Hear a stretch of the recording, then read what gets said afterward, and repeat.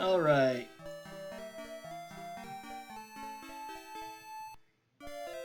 Welcome again to another Gold Box Day. Let's see what we're looking at now. Let's see, we've made level 5. We're not quite able to make level 5 with our caster, so we're going to need to... I'll probably go ahead and go do the pyramid and then come back, because that's worth a lot of experience to everyone. Not quite going to get us level 6 with our fighters, I don't think. I think we need probably 32k for that. We might get close to that with the loot that we're getting. We'll see. I don't remember the exact level up totals for most characters because since I've come back to doing the gold boxes, mostly I just remember points at which I have enough experience to gain levels in both Pool of Radiance and Curse of the Azure Bonds.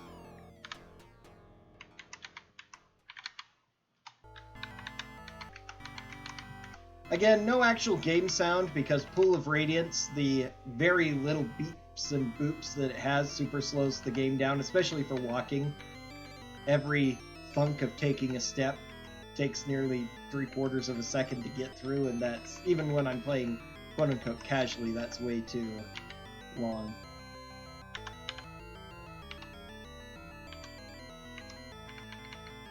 So now we've done all of the everything in the city except for the hardest ones, the Stajanau Gate, the castle itself, of course, and the graveyard across the river, which we'll be waiting for, so. Now it's time to start tackling the threats outside of Phlan. We'll do one other thing before we go back after doing the pyramid, though. Alright. We convince a group of wizard men not to fight us, which is fine. Because of the way, especially in Pool of Radiance, later on monsters will actually give enough experience to be kind of decent if you want to try fighting them. But in the Pool of Radiance era, you get such little experience for fighting most monsters, especially compared to how much you get for looting, that it's better not to take any fights you don't have to, especially with random encounters that aren't going to give anything useful. So this pyramid has a teleporter maze that's really hard to get through if you don't know what you're doing. We move into this room and suddenly there's a flash. This is the only one that teleports you automatically. Afterwards, every time you find one, you get to throw a rock in it first, and here's the only step we make. So there's some lost people in the maze and a couple of other minor things, but I'm not going to worry about them either. Just going to do the primary route through because it's the only thing that's actually important. And I don't feel like getting lost in the maze because I would be utterly lost trying to go anywhere except for the basic way. No encounters in here, interestingly enough, as long as you're on the proper path. More scared back, throw a rock, suddenly disappears with a flash, and move on.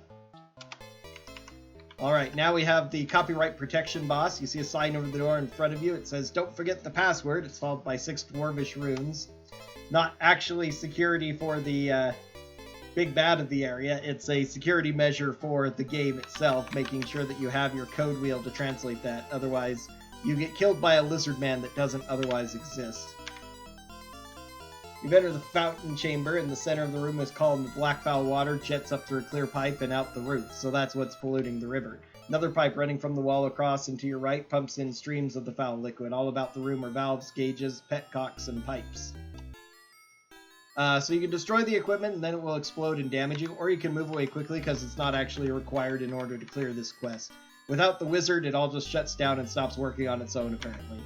We want to come in here and get these lizard men to make the keep a much easier to deal with situation. Working as slaves in this room are 3 lizard men with whip cuts across their back who are shackled to the wall by long chains. 2 of them are pouring barrels of the black contaminant into a large vat. The other is working a bellows pump. They recoil in fear. Parley. Nice. As you free them, they tell you all about what Yarash is doing and how you can get help from their tribe in the swamp. You copy all they say as 35 of the journal. Oh, pop open the journal really quick. All those things. Journal entry 35.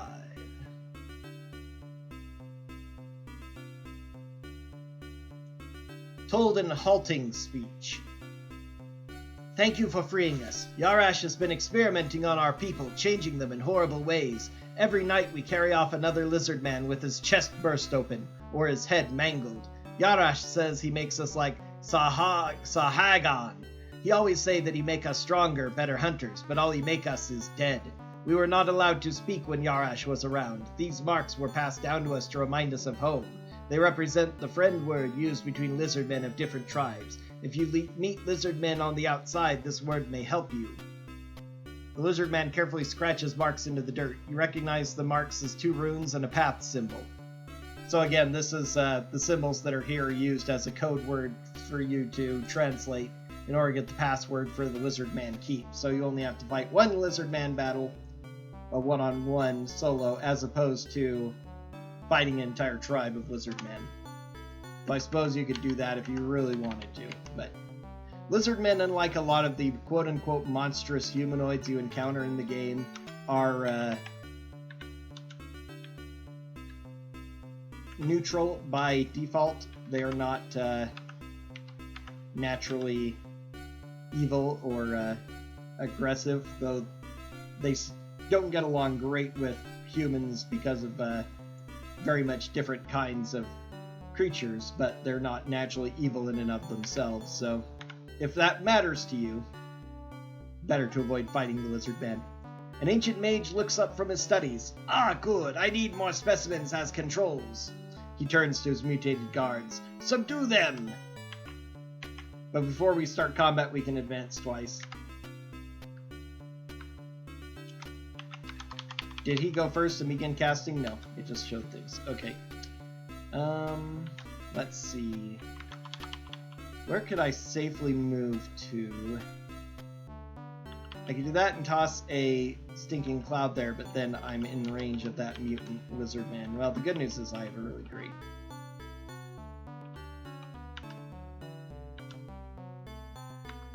armor class, so... Ha! He chokes and gags. Awesome.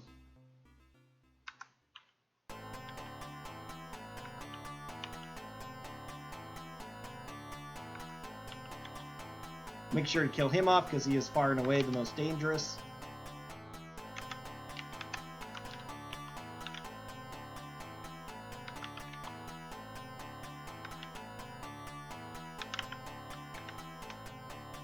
It actually remembers which characters I have on quick combat, which is kind of surprising. Although, to be fair, it always remembers when I save and load after getting an encounter, so I shouldn't be that surprised. So he has some magical... everything. Everything he has is magical. You want the wand. I think it's just paralysis, so it doesn't actually matter that much. These are healing potions. Pretty sure the only potions that they make that are stackable are healing potions, so...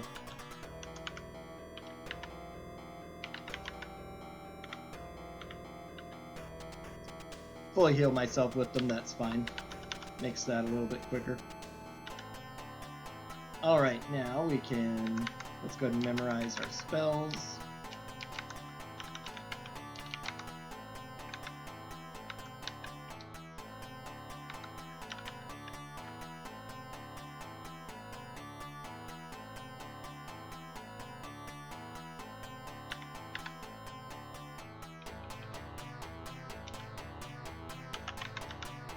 Okay, so litter of papers, we can search through them. Among the papers on the desk, you find the following and slip them into your journal. The letter from the boss telling Yarash to join or die. An official-looking notice. Yarash, the time has come for you to add your power to the growing legions of my followers. Come and supplicate yourself to me, and I will reward you as an important officer in my magical forces. You'll serve as the advisor to the cohort of soldiers to be based at Sorcerer's Island. Resist and you shall be crushed before my almighty power. I expect your positive reply within the week. And then we get his reply too, I bet. The unsent reply to this letter, number 49. Yep. A letter on clean white paper in a strong hand. To the boss. Valhalla Castle, Phlan. Sir, I categorically reject your demand that I submit my island and my powers to your control.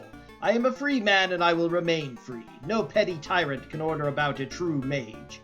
If you or your troops make any move toward Sorcerer's Island, I shall send an army of my unstoppable aquatic creations down the barren river and sink your precious castle. Until now, you have been beneath my notice. If you value your empire, let us keep it that way. Be interesting to see if these conflicts between the boss and some of the people he tries to subjugate would do anything. A message to the Buccaneers offering a bounty for real Sahagin, entry 27.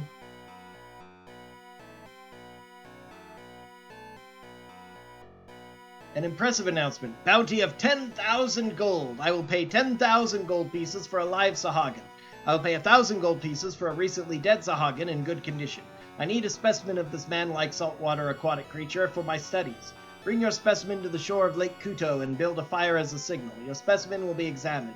If it is truly a Sahagin, you could end up with 10,000 gold pieces. But beware, I will know any forgeries and I will punish any attempt at deception. So capture a live Sahagin, bring him to Lake Kuto, and walk away a rich man.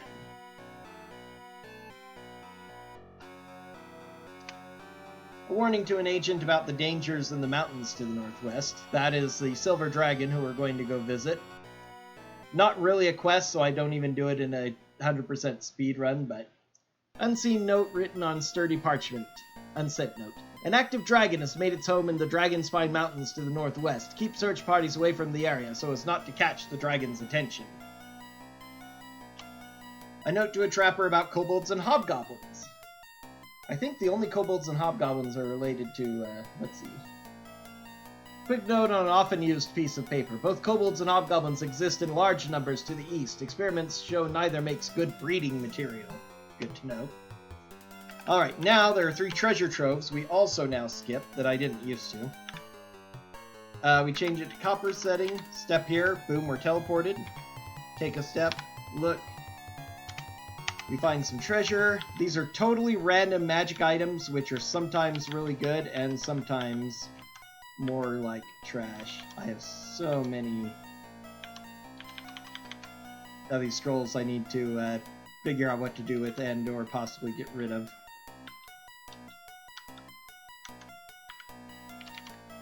Alright, let's examine these. Use... Okay, invisibility, 10-foot radius. I can scribe once I make level 5. Blink I can scribe once I make level 5. Fireball I can scribe or use when I make level 5. Fireball and Stinking Cloud would both be usable. Fireball, Haste, and Hold Person are all usable or scribable. Blink, Ray of Enfeeblement, and Slow. So I could, let's see, this is, nope, this is the one with Blink. I have Blink on another one that has multiple, so we'll go ahead and get rid of that. Right. Ray of Enfeeblement isn't that great. Fireball, Detect Invisibility, and Reduce. Blink, Burning Hands, and Mirror Image. I must already have all those, so I really don't need this one. Let's go ahead and cast. Let's get rid of that. Okay, so that got rid of a couple of scrolls for now.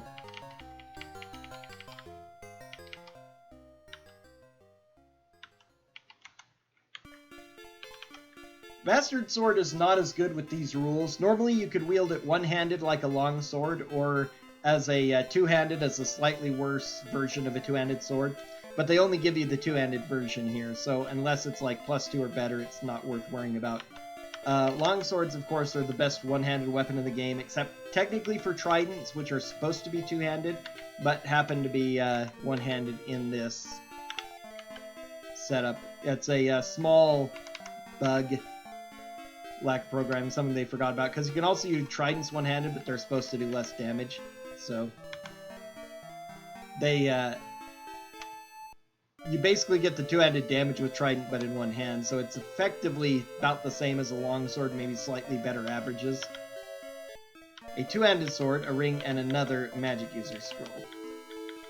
Let's have you take those. Yeah, you've got plenty of room.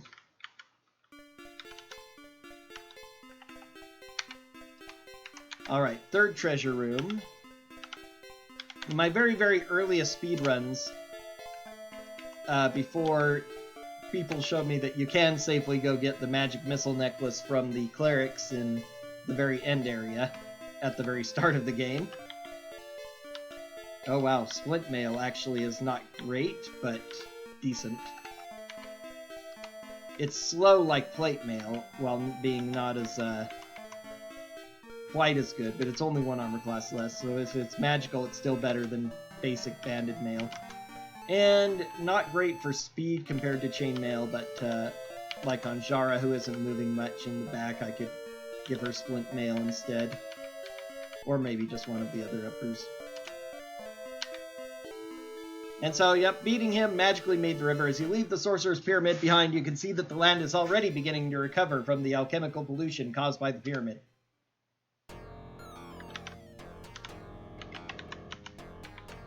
Okay, let's follow the river up to meet the dragon. Off in the distance, you see a large dragon flying through the air. As you watch, he swoops down behind a mountain and disappears. Well, let's see. Where exactly is it?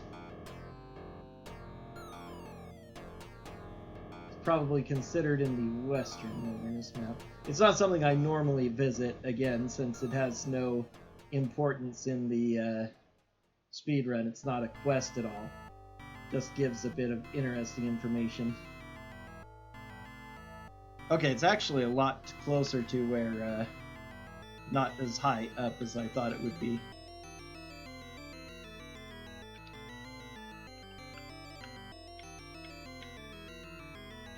Aha, found it. As you hike through the mountains, a large dragon flies above you. It circles, then swoops down and lands in front of a cave. It disappears into a cave. What will you do? Let's go talk to the dragon. As you are entering the cave, a magic mouth appears on one of the walls. In a booming voice, it says, "Who enters the home of Diogenes? Speak now and declare your intent." We'll state our name and intent. What will you say is your reason for being here? Challenge evil leader of Old Phlan, pledge party to dragon service, offer a gift, ask dragon for advice. Interestingly, it doesn't give you an option to even try to attack the dragon, which is fine, because it isn't designed to be an encounter, so...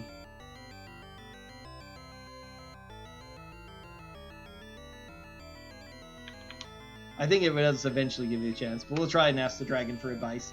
The characters hear a loud flapping noise, and then a warm rush of air hits their faces. Standing before you now is a great silver dragon. He says, "You are wise to seek my counsel, and I can help you. Far to the east there is a large kobold complex. There is a silver bottle of great power there that will help you on your quest. Retrieve that bottle, then return, and I will send you on another quest." After speaking, the dragon and the text goes by too quickly. He probably just leaves, and we are sent out of the cave. So that's interesting. I think I'll come back to that. That's not important enough, I don't, to make it part of the speedrun, but because there's nothing else involved. All the stuff you do anyway is part of Phlan, and that's where you get your rewards from.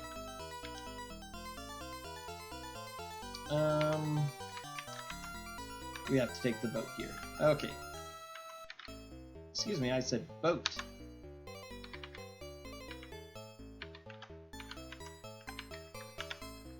Alright, let's take a look at our items. This is a bastard sword +2, which means that that's a heavy amount of damage.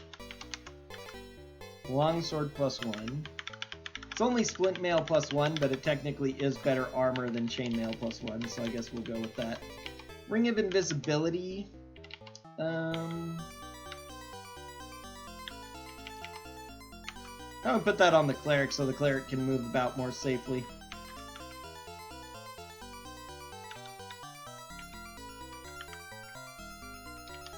You already have a two-handed sword +1/+3 versus undead, so that's one of the better things to doing. Let's see, we don't have just a regular shield, then the bastard sword +2 would be good for you.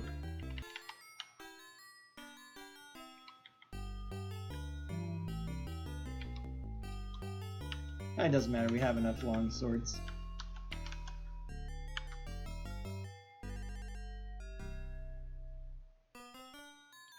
Morningstar +2 is actually quite nice as well.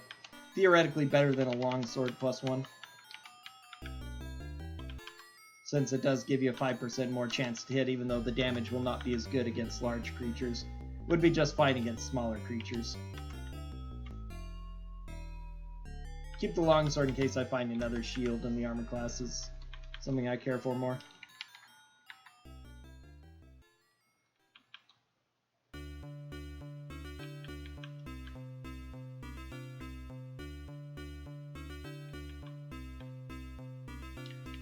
Probably ought to do something about these clerical scrolls that I likely won't need.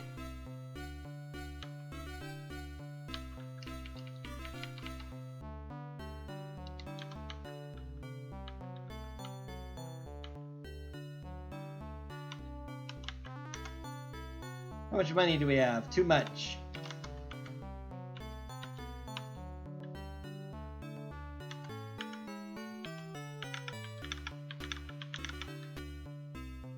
Racer's armor class 4. I do have too much, so I'm going to just drop those rather than sell them.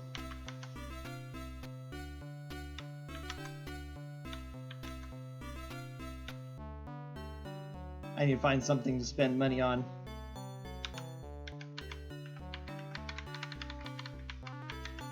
Let's see, there's a shop back here that sells like fine longbows, which add your strength bonus to damage, which is pretty crazy.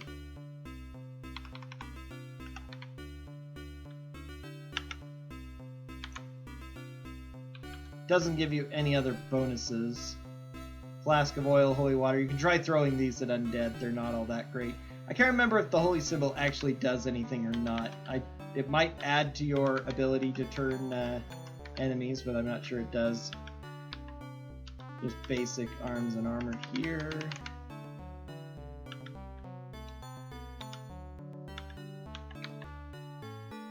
Yeah, same basic general store.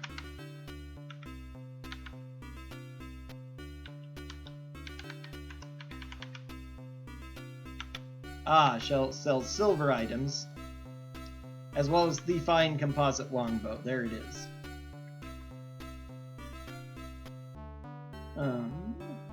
The silver weapons are useful against... I can't remember who exactly they're useful for, rather than other than specifically... because there aren't any lycanthropes in this game. Silver sometimes works on certain types of undead as well, even if it's not magical. But if you have magic weapons, you really don't need the silver stuff. It's interesting to have that as flavor, though. I'm going to buy Havron the fine composite longbow.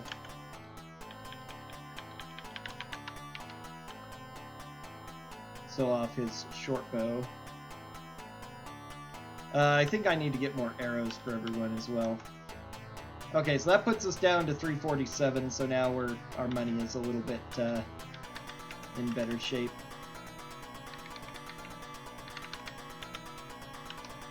It's interesting that there are so many different weapon shops that are identical. I shouldn't say different. There are lots of weapon shops, although they're all identical. Who do we want to buy arrows? Or 3 archers. Let's fill up again.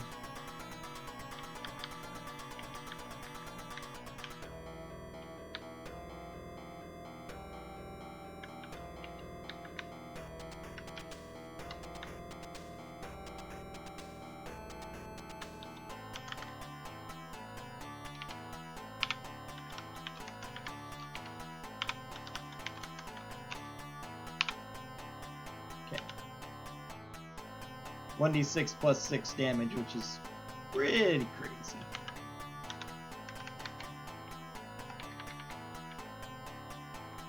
Alright, now we can turn in this quest. With the clearing of the Stojanau River, we can open up the hinterlands for trade. Here's your reward. 5,000 experience for completing that quest and getting a bunch of gems and other stuff, so that will give her enough to level. Matter of commission, I can offer the following. Find the nomads and stop them from joining forces with our enemies. A large tribe of kobolds is being recruited by the enemy. Make sure they don't join the enemy forces. A tribe of lizard men is preparing to join the enemy. Prevent this. All the commissions currently available. Alright, I don't think that my cleric can train, but I'm going to try anyway. Oh, cleric can train. Cleric is actually maxed out now. They don't allow you to get level 7 clerics regardless of the amount of experience you get. So she is now maxed out.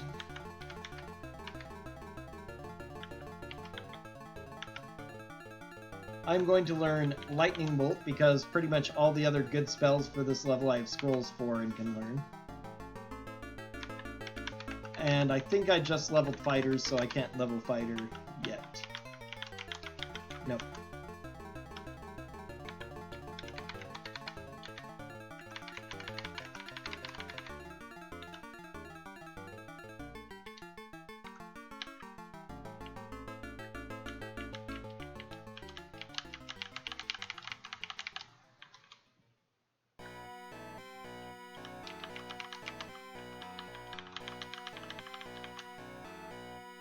Okay.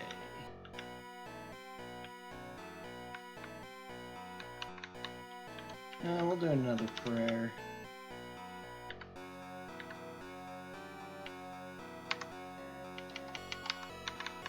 Now...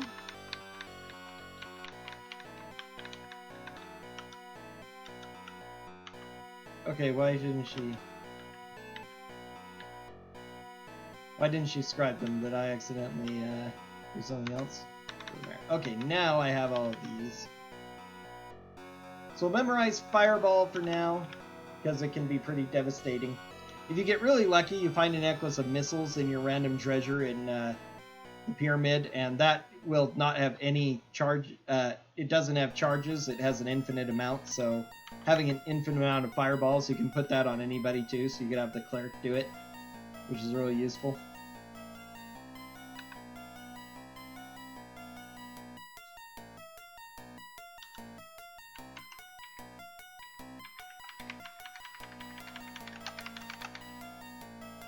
Alright, we are going to go...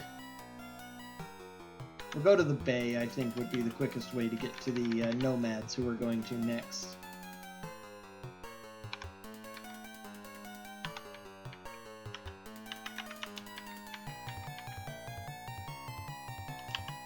Convince the kobolds not to fight us. You've stumbled upon a large nomad camp. Will you enter it? Enter. So there are 3 ways to deal with the nomad camp. You can either attack and kill all the nomads, which gives you the best treasure reward because the leader has like a scimitar +4 or something. Like the best weapon arm in the game. His mage backup has the best bracers in the game. It's really incredible loot. You can also be nice to the nomads and help them against the kobolds, in which case they will also agree not to attack the city. Or you can go in, meet with the nomads, and then say, your problems aren't our problems, and leave, knowing that they're fighting with the kobolds is going to prevent them from attacking Phlan. So in the speed run, we take the final option because that's quicker by far. And, you know, we've solved the nomad problem. We found out they're busy fighting kobolds. They're not going to join with the enemy, because especially since the kobolds seem to be courting the enemy, so we leave them alone. For this playthrough, we're going to go ahead and do it the normal way. Or the more traditional heroic way, we're going to help the nomads out against the kobolds, even though that doesn't give us nearly as good rewards. See children peering out of the tent openings only to be pushed back inside by their mothers. The nomads wait for you to make the first move. Parley. The biggest, meanest, dirtiest nomad pushes his way to the front of the crowd. 5 other nomads stand around him as if to protect him. The biggest nomad, apparently the chief or headman, acknowledges you with a nod. We will give a feast in your honor tonight. Will you join us? Sure. Come, let us take you there. You are treated as honored guests for the rest of the day. There are contests of strength and skill in your honor. As night falls, the nomads build a huge campfire in the center of the camp. The whole tribe gathers for the feast. After the feast, there is dancing and wild celebrations. During the festivities, the chief, his tongue loosened by drink, tells you of the dangers of the region. You make Hassad Awal's talk entry 55 in your journal. I should probably have turned down the speed for some of these things. They're not super important text, but it annoys me a little bit to be missing it when I care about it. Deliberate as you sit around the campfire. You must beware of the many dangers in this region. Several days' walk to the west there is the Pyramid of Evil. It has long been avoided by all sensible men. To the southeast is a lair of many ferocious hobgoblins. To the areas of the southwest are inhabited by evil men, buccaneers, marauders, soldiers of an evil empire far to the west. And all good folks avoid the swamps to the east. Nothing but danger grows in the swamps. I've never seen this kobold area that they're supposed to be in, or the hobgoblin area that they talk about, because the pyramid guy talked about it too. We have to go deal with the kobolds, but there is apparently nothing to do with the... but the hobgoblins, unless they're just being recruited in general, have nothing to do with Phlan's troubles, and they are not a directly dangerous force. They might be the source of where all of his hobgoblin minions come from, but not a quest we deal with, and I don't recall ever finding the dungeon, even playing casually, or even in the clue book, which tells you where most of those things are.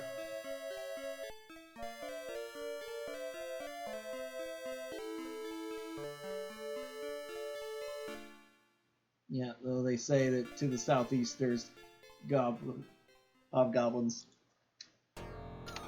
The headman seems very uneasy as he continues to speak. He practically begs you to stay for a few more days rather than leave in the morning as you had planned. My scouts have seen evidence of a large band of kobolds in the vicinity. I worry about my people. If you would stay until they pass, I would appreciate it. Please think about it overnight. After a while, the festivities end and you are escorted to your lodging. Here you may rest. The headman comes to you and says, "About my request of last night, what is your decision?" "We will stay and fight. I am and my people thank you, and know that we have honor. You shall be richly rewarded for your generous aid. You may wander as you will, or you may stay here and rest and study. Forgive me, I must see to my people." The sound of war cries draws you out of the hut. You spin to face the sound. A horde of kobolds is attacking the camp. A lone sentry charges, but is quickly cut down. A family emerges from a hut and charges the kobolds. So we have all these kobold allies, making this slightly more complicated too. Now, because I have this ring of invisibility, it lets me walk around without triggering fights. Once you attack, it's kind of off, but I can't remember. I think it auto-restores at the beginning of each battle. Lovely double miss. And, of course, I got hit by the first attack towards me with a -1 armor class from kobolds who have a need to roll a 20 to make that hit, essentially.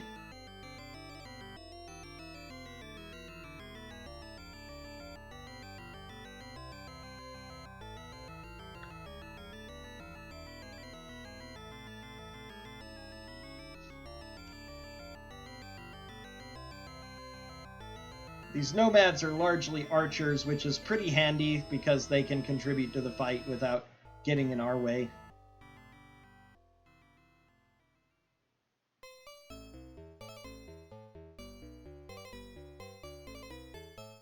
Now, yeah, this is the problem with using quick combat with a fine longbow, though. The AI prioritizes whatever gives you the most Thaco when determining what weapon they decide to use. So ranged weapons, with an 18 dex, you get +4 to hit with ranged weapons. So that naturally prioritizes that. I think in a case of a tie, they will also choose melee weapons, but the non-magic of the fine longbow means that its Thaco is actually just worse than the melee weapon. So they will almost always choose melee weapon over ranged when they have just a fine longbow as opposed to a magic one, which makes it slightly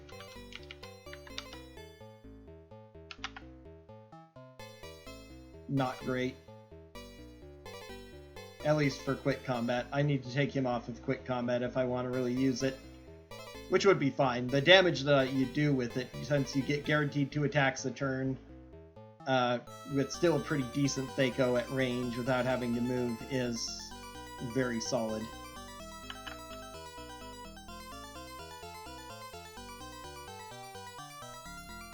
With this many enemies, especially when they're weak, I'd just rather let quick combat play out. Lots of archers on both sides.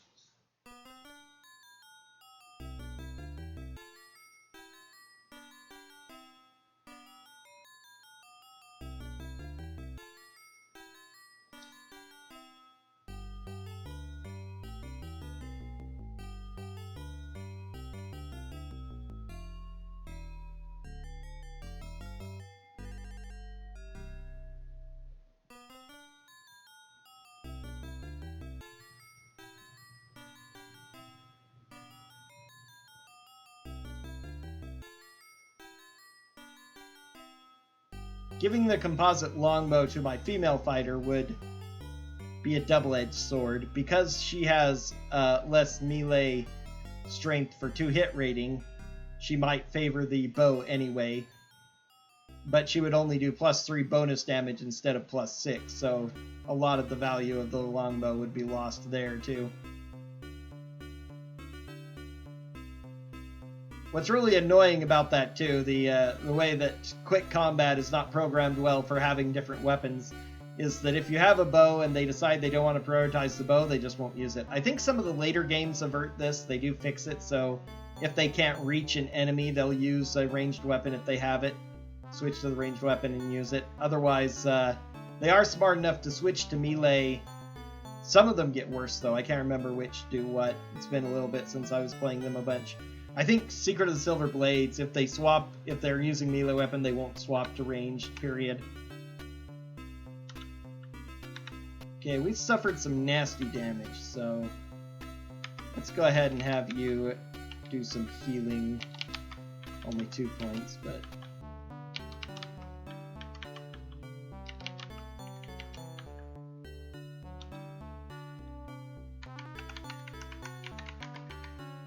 Your war cry is the clang of metal behind you. You spin to face the sound. See a large group of kobolds engaged in melee with some nomads. You have to do a couple of these fights before the final battle. You do get decent rewards from the tribe, a couple of good magic items. Not as good as you would get for killing off the nomads, but that's kind of one of those double-edged swords in good versus evil setup, which part of me appreciates and part of me is somewhat annoyed by. It incentivizes you to choose evil sometimes because it gives better stuff. But oftentimes your reward for doing the good deed is having a better reputation or feeling better about yourself, whatever. In this case, there's no reputation reward. Sometimes they do it that way. Like in a lot of the BioWare games, if for instance you choose to do the super good things by refusing rewards and sometimes giving money instead to people who are hard up, that in a lot of trouble, that you just help deal with the problem and you give them more money so they can solve their problem. You end up losing money, but you get a lot more experience points as well as possible reputation type gains and or some sort of morality bonus. So you get that. But in a situation like this where there isn't any other tangible benefit to doing it other than simple roleplay purposes, for a guy like me, it doesn't matter. I'll choose the more good side, and better would be more correct English, but framing it as moral rather than actual quality. The superior choice of good in helping the nomads against the kobolds means more to me than the items.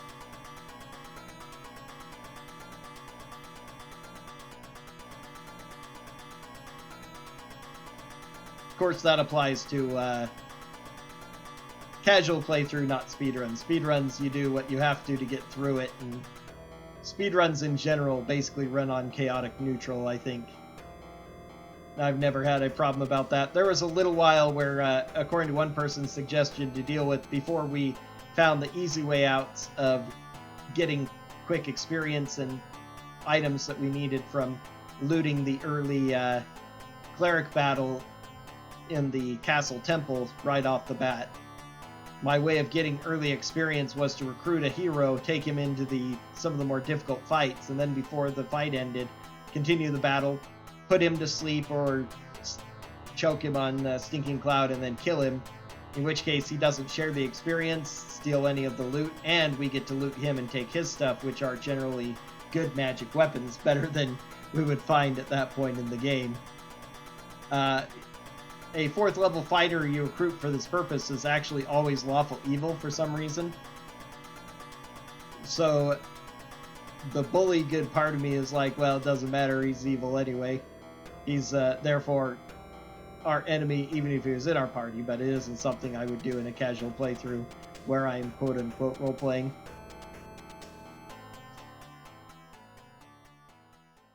Okay, kobolds should be surrendering here real quick. I think there's one more battle. There might be 4, I think there's 3.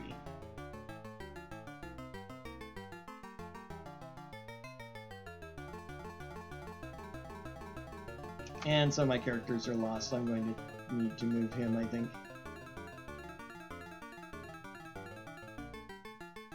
Again, since this is very early AI on quick combat, sometimes they get really stupid. You can still shoot the enemy with quick combat, that's fine. Oh, you're running that way? That's odd.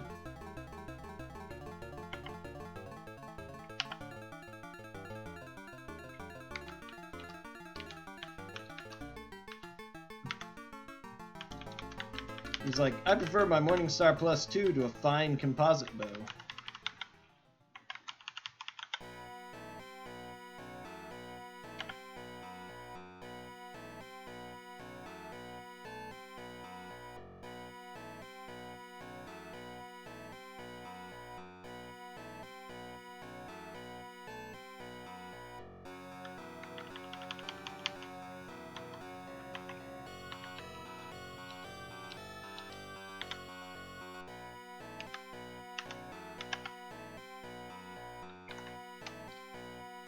She's even more damaged. Let's give her a potion.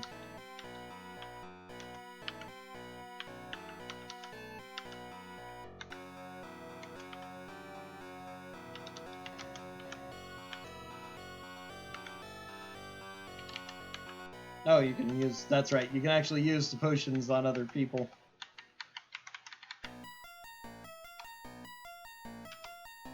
Well done! Let's say we finish this together. Destroy the kobolds.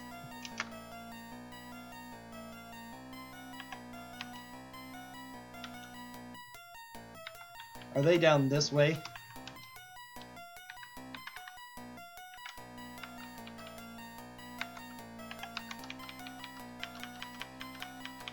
Okay, they're all up there in that corner.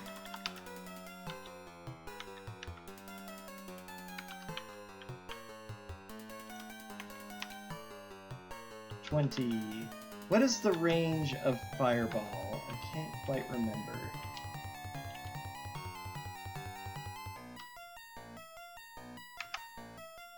Why don't I have Fireball memorized? Did I forget to memorize it? Let's see.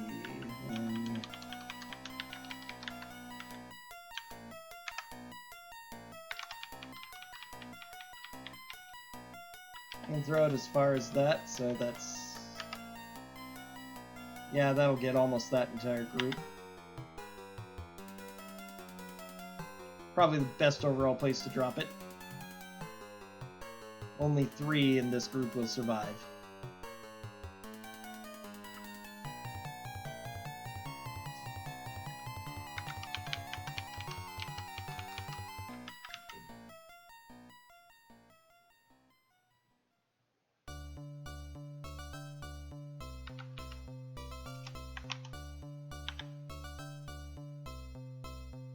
Missed with both.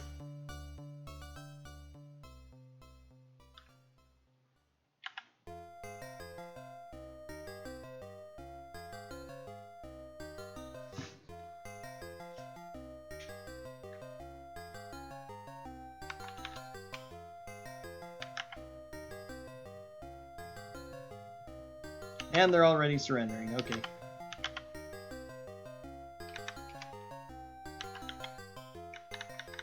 $500 experience, even though they didn't have very much. Shaman comes out and gives us this treasure. Yay, a 2-handed sword and a wand. Much less than we would get otherwise, but...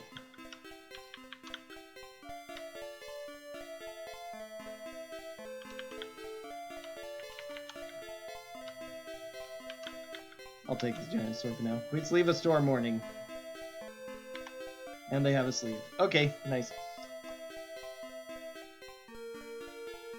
Trying to heal up now and memorize spells and such in areas like this. Surprise group of sturges. Ooh, yikes.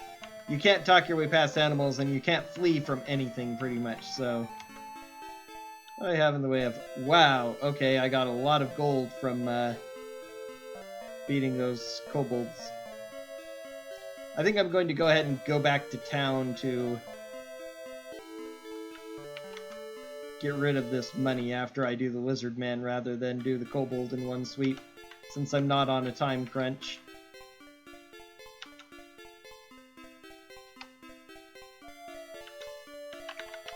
I'm already injured too, which makes this kind of bad, but I can actually, I think, rest for days to make up for it.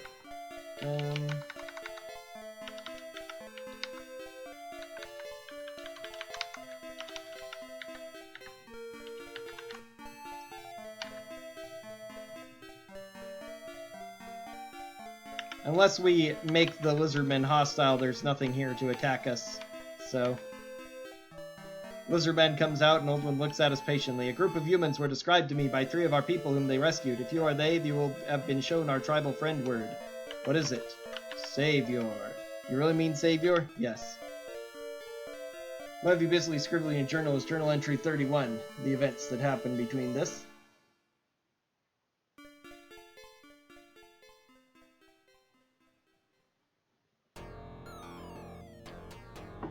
Told in a quiet, hissing speech. Thank you for saving my children from the mutilator Yarash. In return, I will aid you in what way I can, though that may not be great.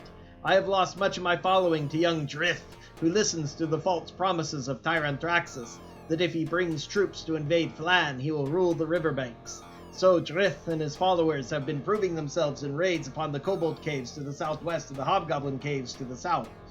For some time my followers have been disappearing, but when you freed my children from the clutches of the evil Yarash, my status was increased. Drith kept quiet for a time, but once again the young warriors listened to him and not to me. From nearby a group of lizardmen appear. One larger than the rest moves to the front. Your time is through, Old One. Your claws are blunt. Face me or find some fool to champion you. The old lizard man turns to you and says, our cause is won. Will you champion me? That's why I gave all my stuff to Merrimack.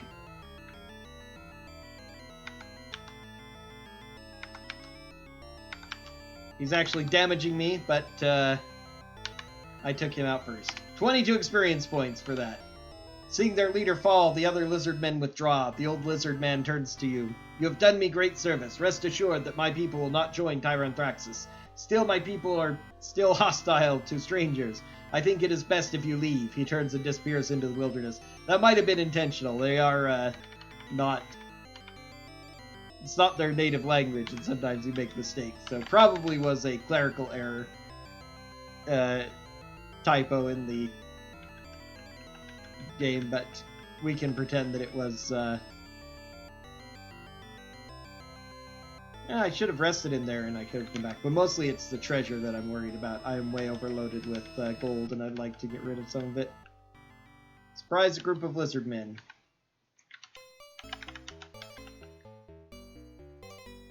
I am not taking a group of sturges in the wilderness. Those are, they are not fun.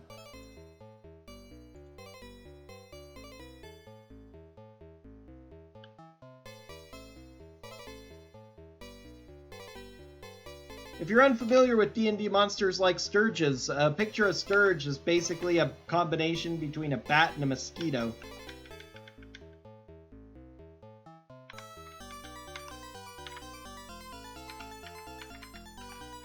They are extremely lovely. Okay, let's go ahead and give him 2 critical wounds. Excellent. So what's our money looking at now? 500 each, so that's fine. We shouldn't be too overweight with anybody. Nope, not even them. I do need to identify some more of these items. Two-handed sword +2. Oh, I have a shield +2. That must have been something random. No wonder my armor class was so low. I'm not used to it when I don't even have plate mail yet. So that's pretty nice. Most of my good weapons are two-handed. The Bastard Sword +2. I do have a couple of others. Yeah, the Bastard Sword +2. I do have the Morningstar +2. This +1/+3 versus Undead. I suppose that I can, when I get to the Undead, I can swap to that, and for now let him use the regular two-hander +2.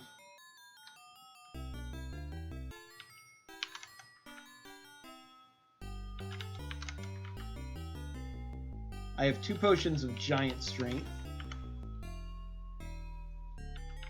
I ought to give one to Havron. Speed as well. Let's see, who else has... I got a wand, that's right. Ooh, a wand of magic missiles. I have 2 of those now, so I should actually just be using those in combat constantly to deal damage.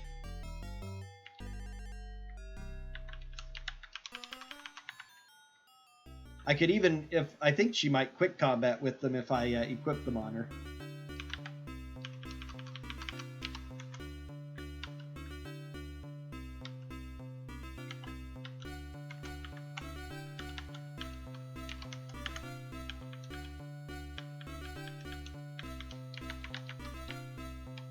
Alright, double check which of these are actually useful. Ray of Enfeeblement. Don't need that. Stinging Cloud could potentially be useful if I run out. Fireball is good to have. More fireballs is always useful. Ray of Enfeeblement I don't need. Fireball, Detect Invisibility, and Reduce I don't really need.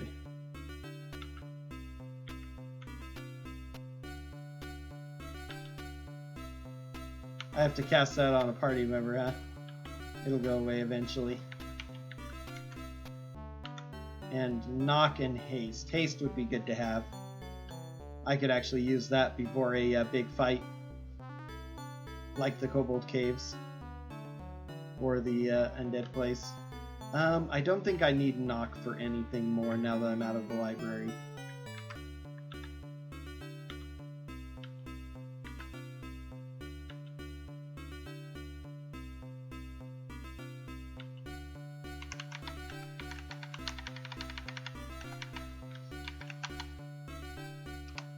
Your elimination of the Lizardmen menace has greatly improved our strategic position. Here is your reward.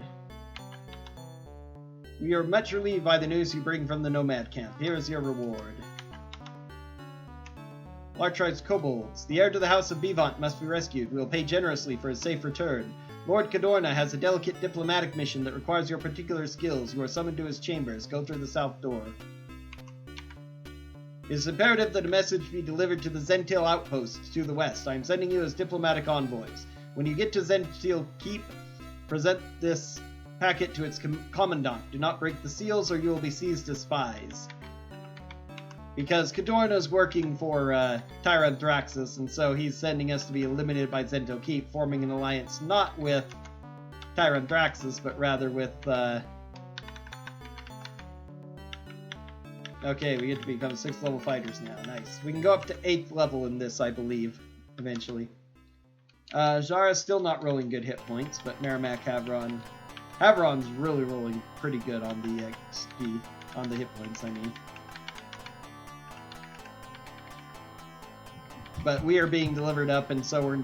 The diplomatic packet contains the details of that no one else knows, of course. Alright, let's go deal with the Kobold camp, and then we'll go deal with the Buccaneers and with...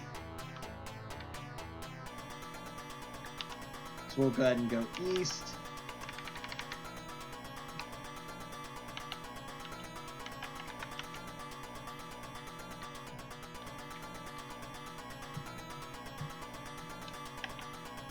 Convince the Kobolds not to fight us.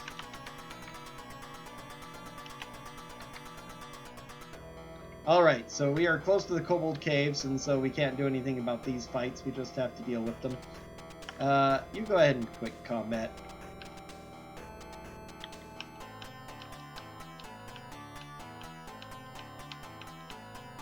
There we are.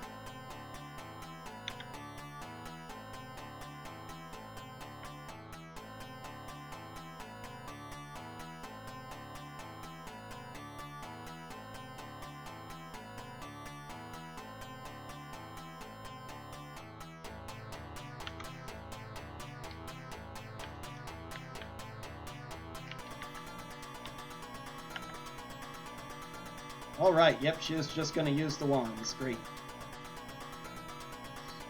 Dual wielding the wands means nothing, but she won't move forward though. She'll only use a wand if something comes within range, which is fine.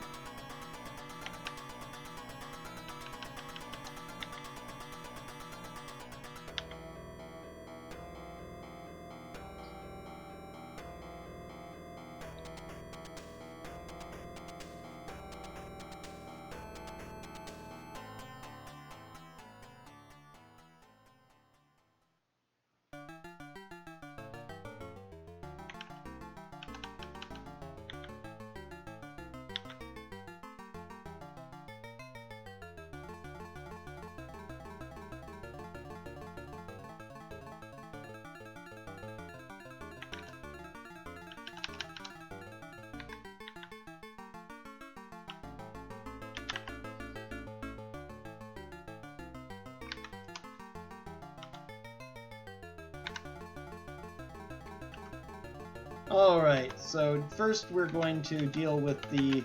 It's a lot easier to go in the back and deal with the wyvern. So there are a couple of interesting things we can do here as well before we...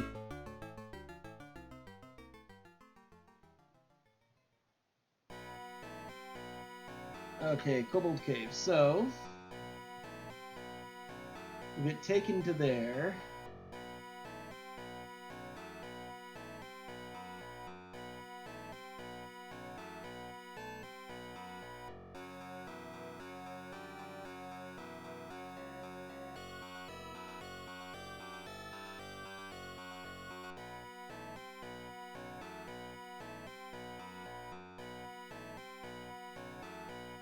Okay.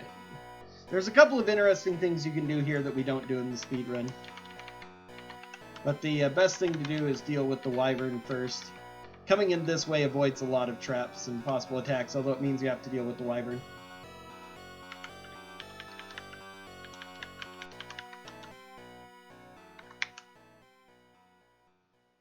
Alright.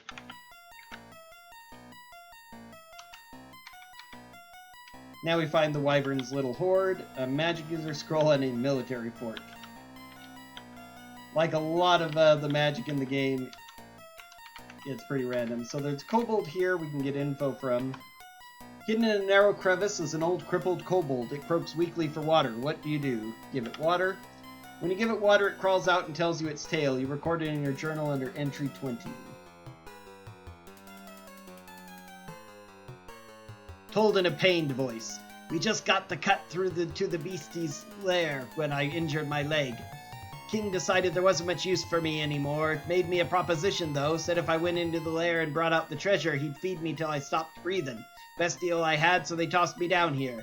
Not being a fool, I lit out for the deepest hidey hole. Thankfully, the beastie was asleep. I can still move real quiet when I must. Anyway, if there hasn't been much of an alarm, the then drunken Ferd must be on watch at the rock. He's the king's son, so he ain't here with me, worthless sot. If he's there, he's got less brains than a fermented rat. Just act officious and he'll take you to the king. Wouldn't mind hearing of that tyrant's demise. You seem just the types to do it, too. After it is done, it leaves. What do? Let it leave. There is a steep slope. Do you go up? Yes. You dislodge a number of rocks. So if you try to go up here without entering the area where the wyvern is, dislodging these rocks alerts the wyvern, so it comes and attacks you anyway. So, a drunken kobold lies here. What do? So that's the clue you get to know that you can wake this. He looks confused. Oh, the envoys. Do you wish an escort to the king? Yes. Pauses, idly taps the wall, then proceeds. The kobold calls out, the envoys are here, great king. An aged voice replies, send them forward. Your guide, however, has fallen into a stupor, which is great because we can, before we get entangled in this battle, we can go and recruit an NPC to help us out.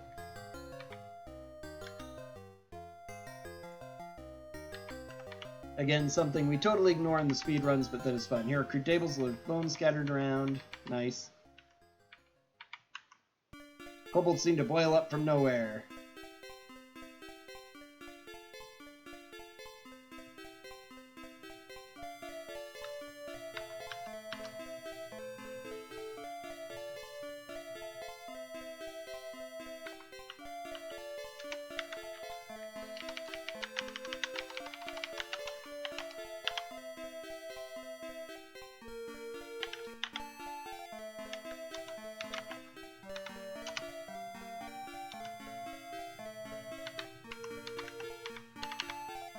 In this room is a young woman in barbarian finery. She drops a kobold she was strangling when she sees you. I am Princess Fatima, the princess continues. You recorded in your journal entry under 16. Told in a proud, haughty voice. I am a princess of a tribe of nomads to the northwest. My father is an old fool. He wanted me to marry King Al-Rasid to cement an alliance.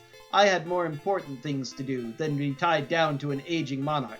When I marry, it shall be to someone who has the same taste of adventure and the same skill with the sword. Well, father was insistent and his subjects supported him, so I left to seek my fortune. Kobolds had been raiding our tents upon occasion, so I headed this way. If I could end the threat, then I'd have more leverage with my tribe.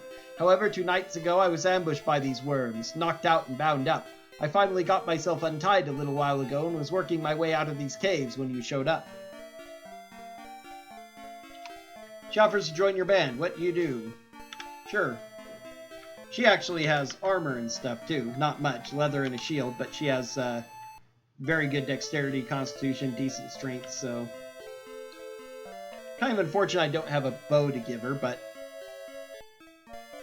Okay, now we can tackle the big tough battle against the multiple kobolds in a row. So... Crude barracks. On one wall is a crude map, recorded in journal under 28. Which is going to be a visual thing, so... Crude map burned into an animal skin. It's pointing from a cave. Okay, that's showing the route they take to go raid the nomads, I believe. Yeah, that's essentially what it is. It's pointing to where the buccaneer... They're not the buccaneer, the nomad place is. So just in case you don't know where else to go, if you're doing this totally blind, except for the clues that are in the game, that's a way to figure out how to find the nomads. Alright, we're going to save the game here, and now we're going to cast a bless, a prayer, and we're going to have you use a haste wand.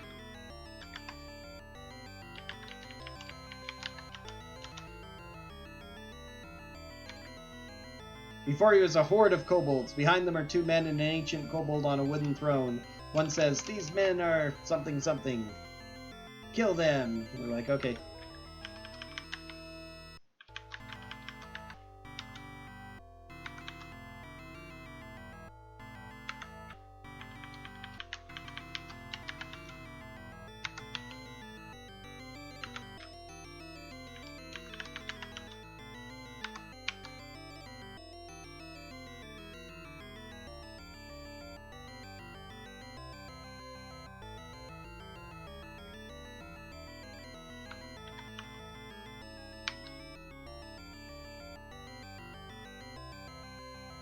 We're taking hits from the trolls.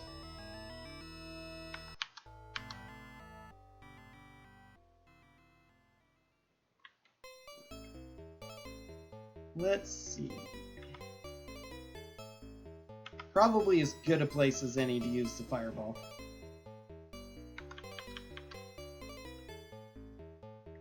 Alright, that should hit. All 3 of these trolls won't hit my guys. We'll take out many of the kobolds.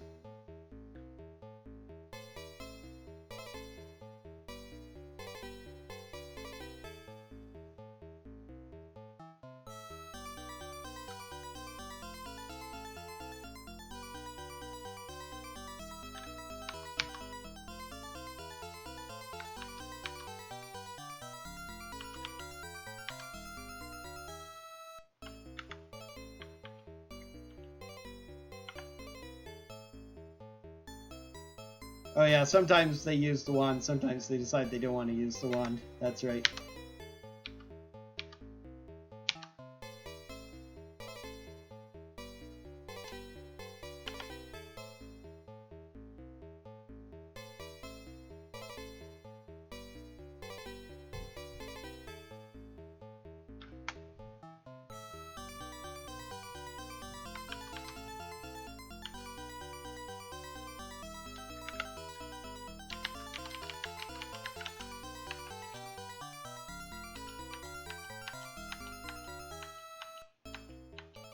Oh, Trolls already did. Good. Okay, back to the leader then.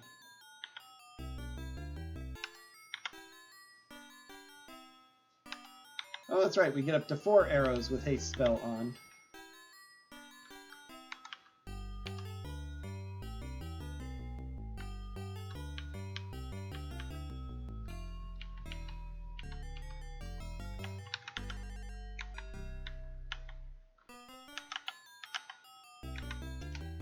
Alright, first group down. We pelted by a bunch of arrows, so now we're hurting.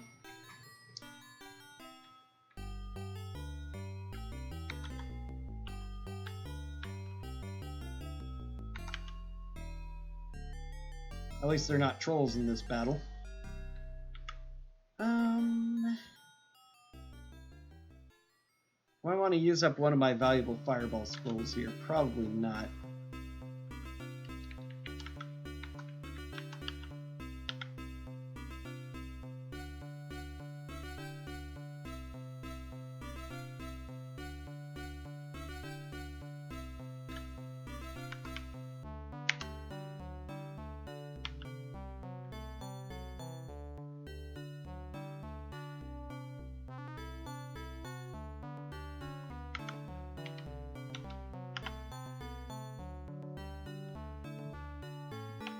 Nice.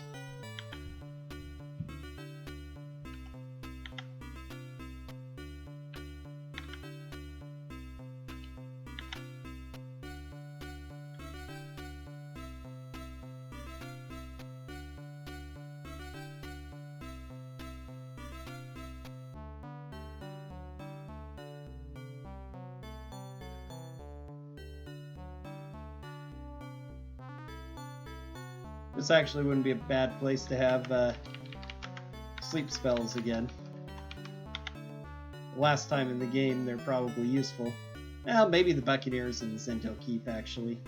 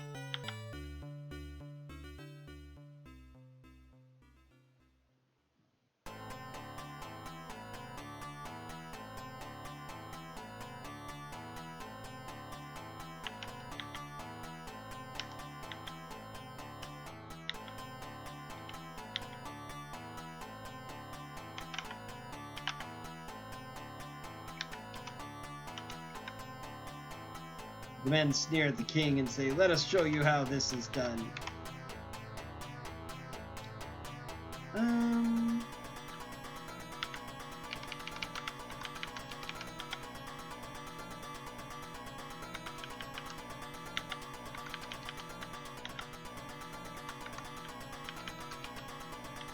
Is it just the 2? Darn.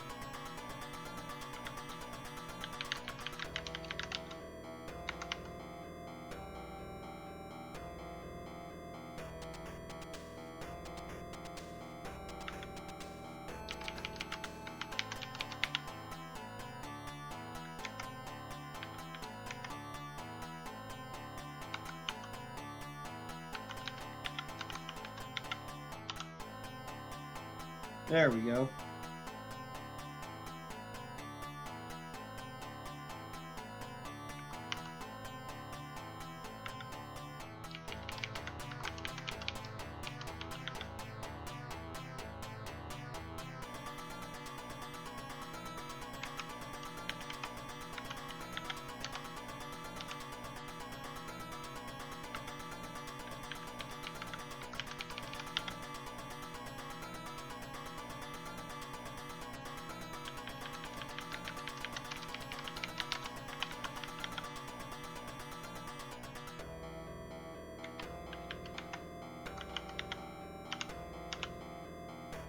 And there we go.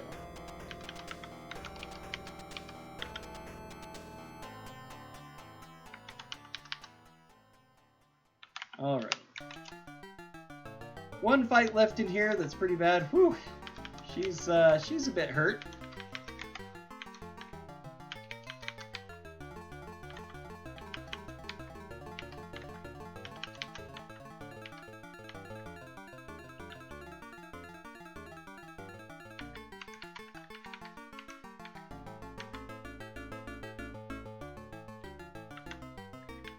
Alright, I've got one more, two more of these maybe. This is a good place to use one. That will get all 3 trolls and a bunch of the kobolds. Pretty good roll, 22 is decent.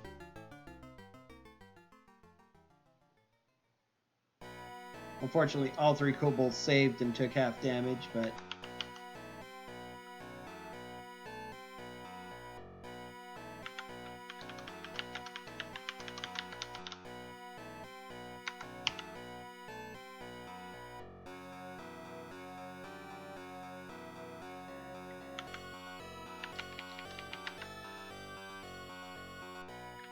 Oops.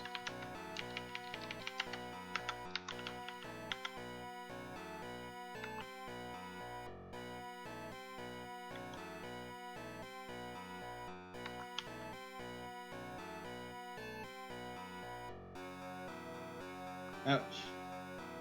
Oh, my. That was, suddenly dropped me. That's interesting. I don't remember that ever happening with, game just crashed. I don't remember that ever happening with... Ooh, and that was before this fight, too. Man! Oh, I hate having to do that again. Alright, did I already cast my spells? I didn't, so I need to use these again.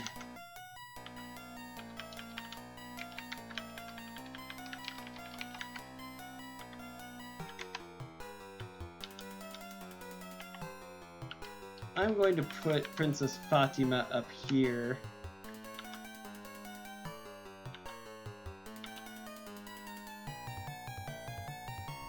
So that Jara is more in the back and is protected, because she's getting munched and I don't care nearly as much about Princess Fatima.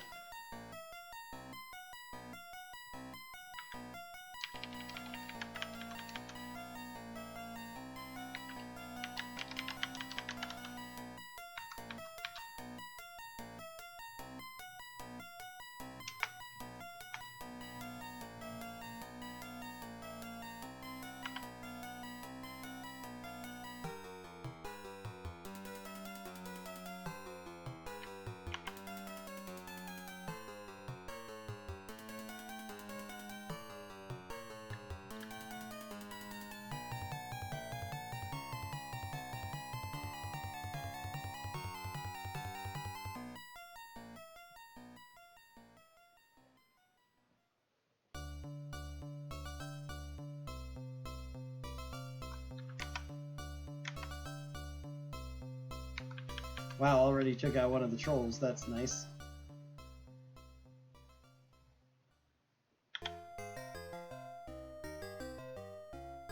What a weak fireball.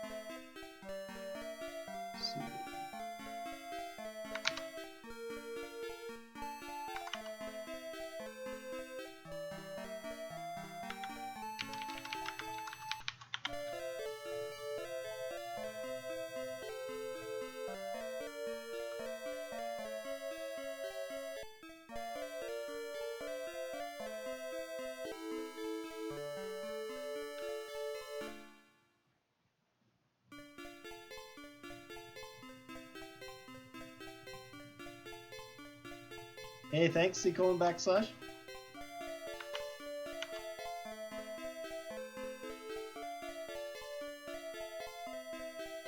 Hopefully I'll have better luck than I just had. And game crashed on me.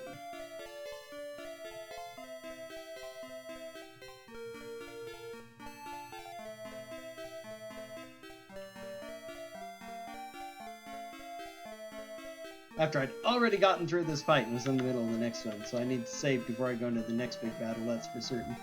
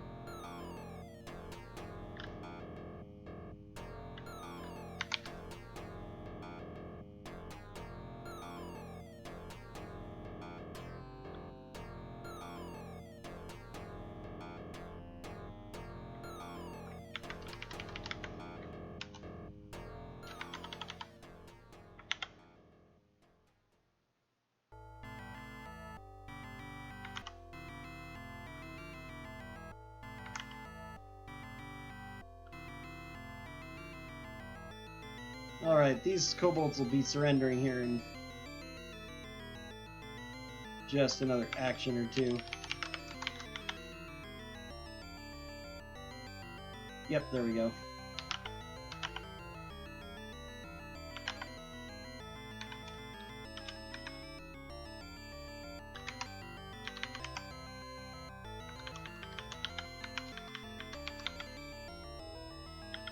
Oh, I can't quite reach him. Well, he'll move. Let's see.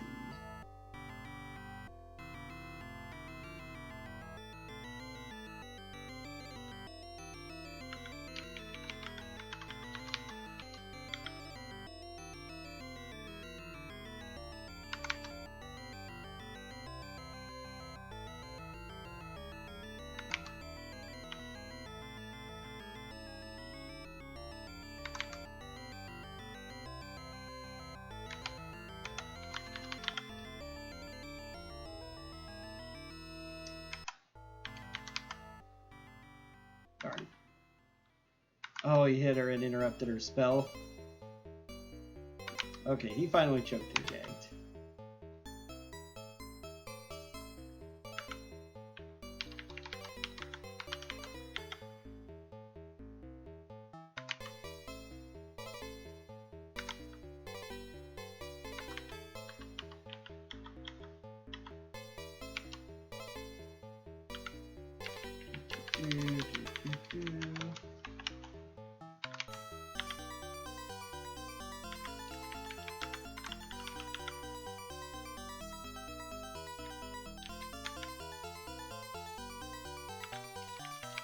Finally took out poor Princess Fatima.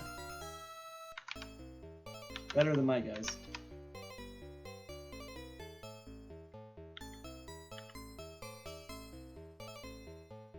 Fleet in general, huh?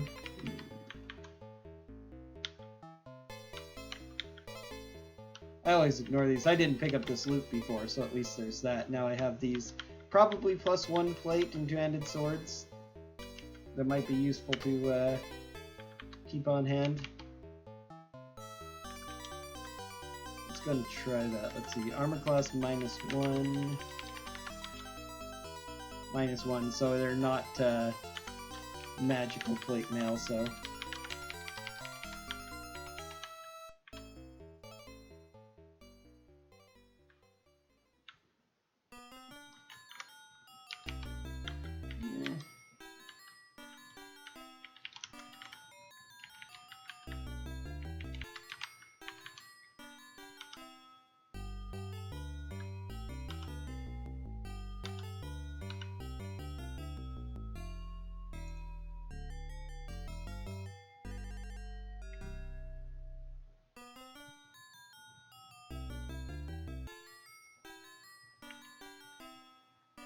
Alright, let's go ahead and... Oh, nice. I rolled an 8 and then a 2. Otherwise, we aren't too injured this time around. That's nice. I'll give a little bit more to Lakia because she's a bit more important to me. Save the game. Save once more here before this fight.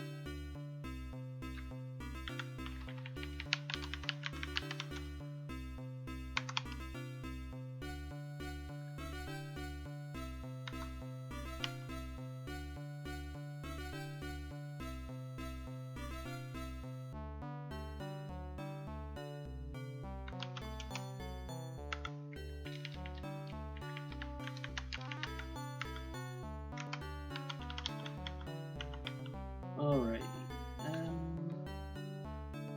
Yeah. 24. Decent fireball. Better than the one I cast earlier. Unfortunately, the troll's all saved against it. But whatever.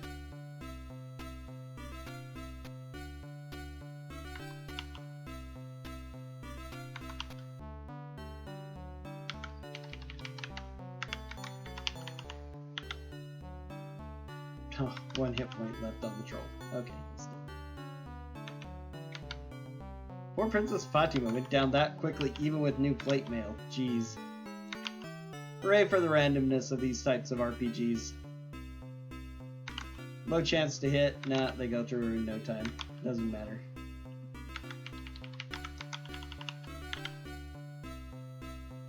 She lasted less time in plate mail than she did in leather with the 3 armor class.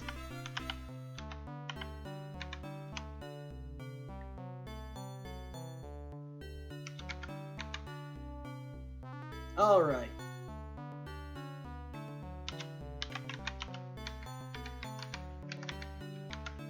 King panicked, has fallen into his own spiked pit, and died.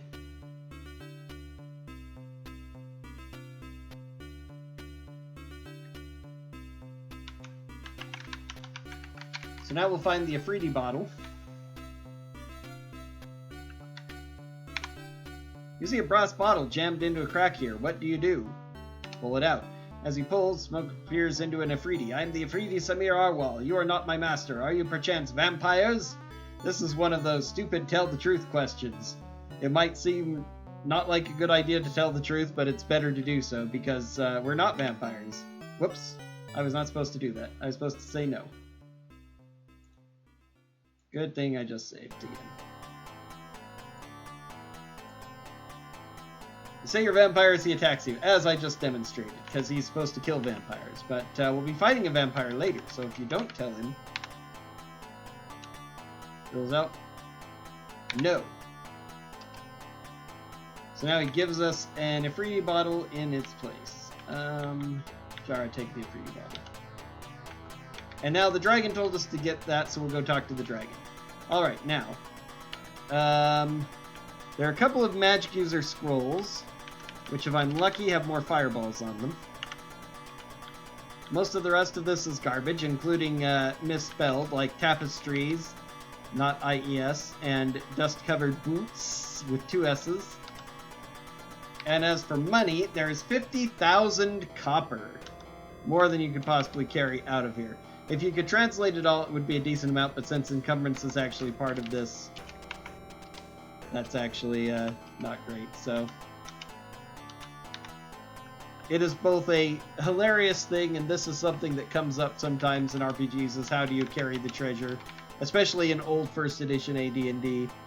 While at the same time, it makes sense as kind of a hoard that kobolds would only be able to accumulate large amounts of copper.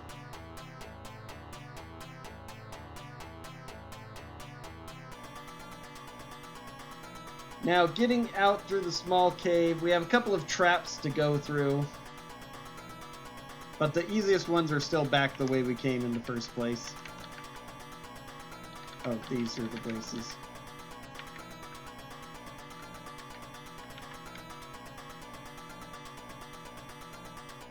That's actually wrong.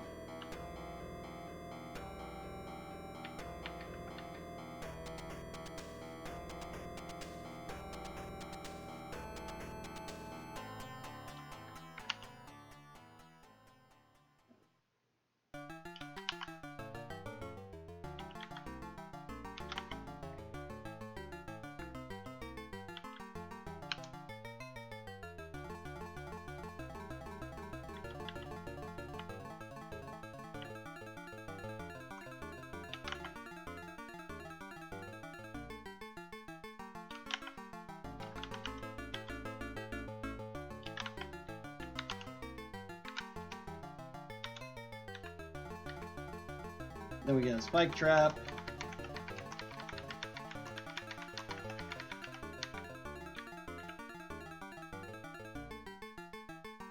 Now, Princess Fatima automatically disappears. She would leave anyway, normally telling us where she's going, so a bit unfortunate there, but we don't get to see that, but whatever. I tried to help her survive the big fight.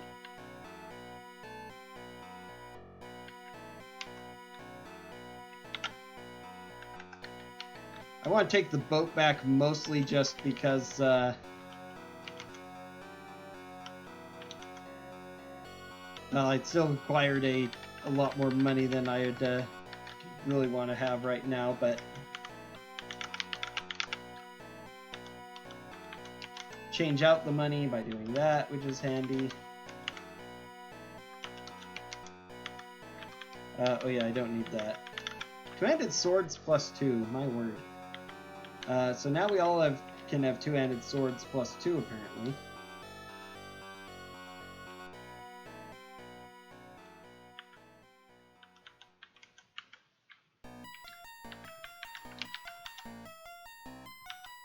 Means, unfortunately, we don't have the best armor classes, but we are definitely going to be able to melee quite well.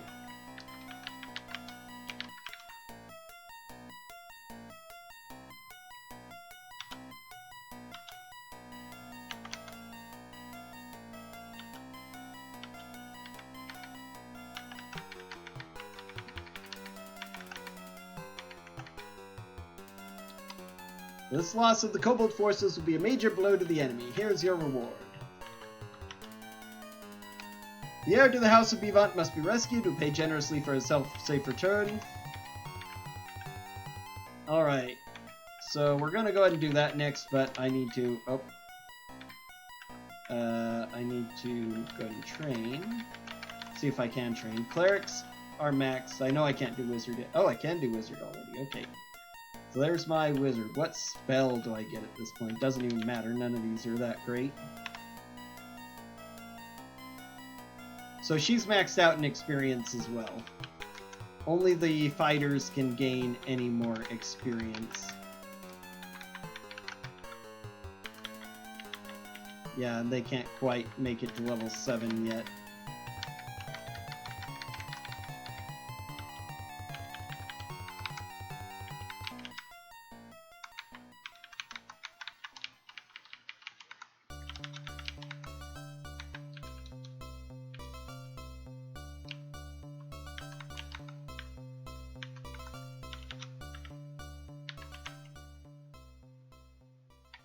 time to heal up. Fastest way to heal up is to, without a fix command in this game, is to just rest for days on end. Which is silly, but what can you do?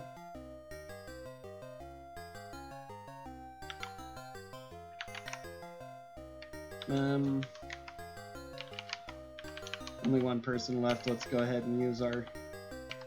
The other way is that's decently quick is to go to a temple and spend some of our money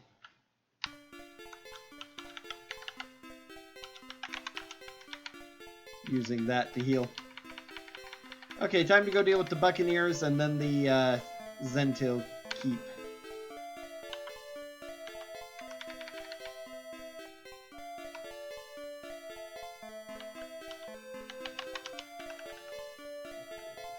Wonderful, to start with, group of Displacer Beasts. Don't want to fight them.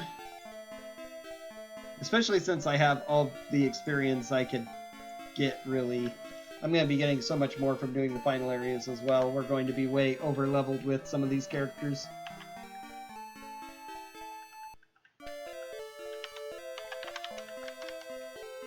You've reached the Buccaneer base. A band of Buccaneers ride out to escort you in. What will you do? Enter. We're just inside the main gate, and they escort us to the camp area. So there's a little bit you can do here, but not a whole lot of interesting. You can start fights and stuff, but the main thing you want to do is just get the kid and get out. So we come over here, release the animals. As soon as you open the gate, the animals inside charge out. They stampede across the compound. There is mass confusion as the animals run around the compound. Guards are leaving their posts in order to control the animals. This allows us to break in and get the kid.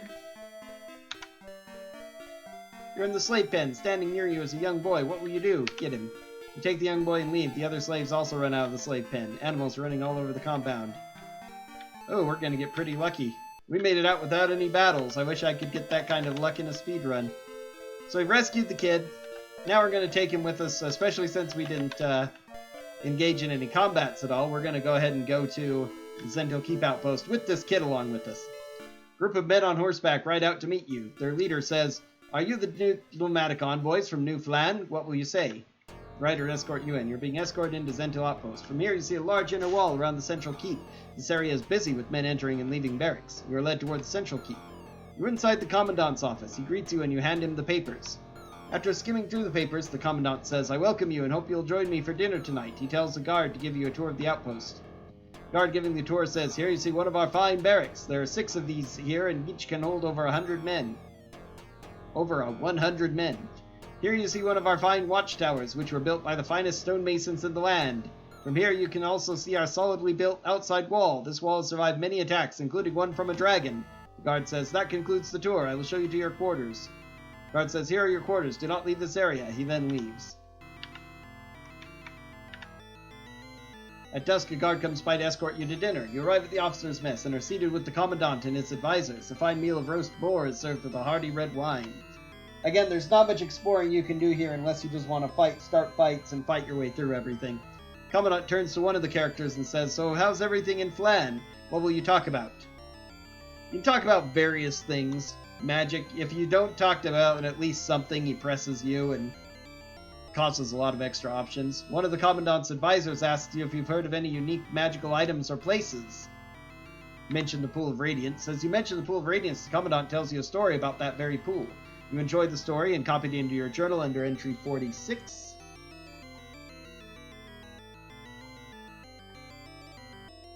Told as jaunty after-dinner conversation. Jaunty after-dinner conversation. There is an old story that I first heard while serving at the Citadel of the Raven. Durg was the usual barbarian hero, the type able to snap 5 men's backs with his bare hands, wrestle and tame the cloud horses, pierce a man with a javelin from many miles away, and other equally preposterous things. The story goes that Durg and his band of men found a pool of unfrozen water while wandering in the snowy wastes.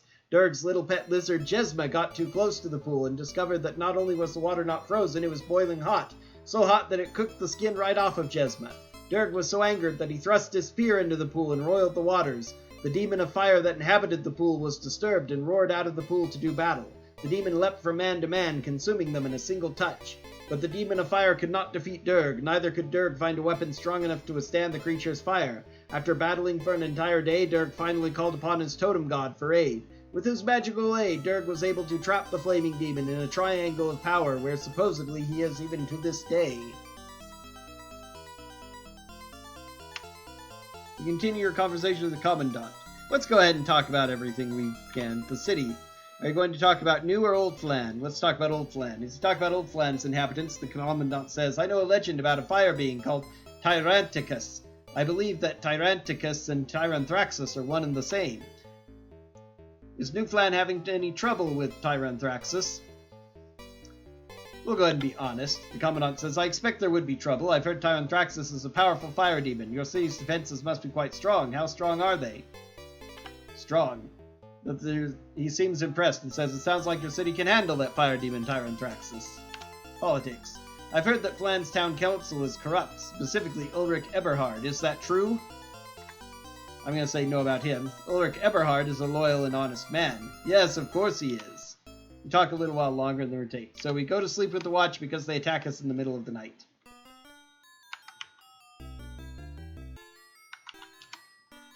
Let's see. Especially with 4 of them, this is a great place to cast a Stinking Cloud.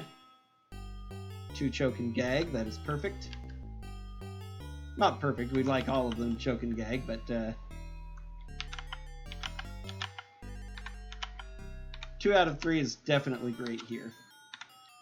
More guards come in. Oh no.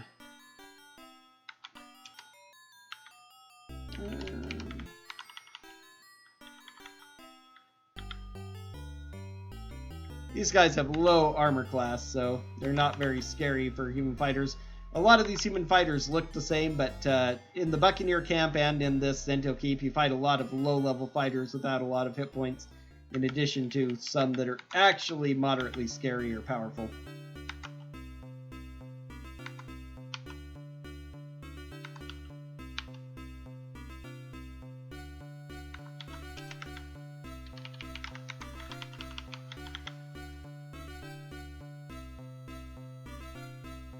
They should be surrendering here soon, or running away in terror, one or t'other.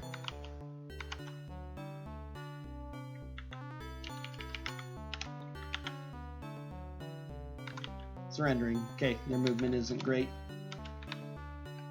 Alarm goes off in the distance. At this point, it's just pretty high rate of attack from chance of being attacked by these guys.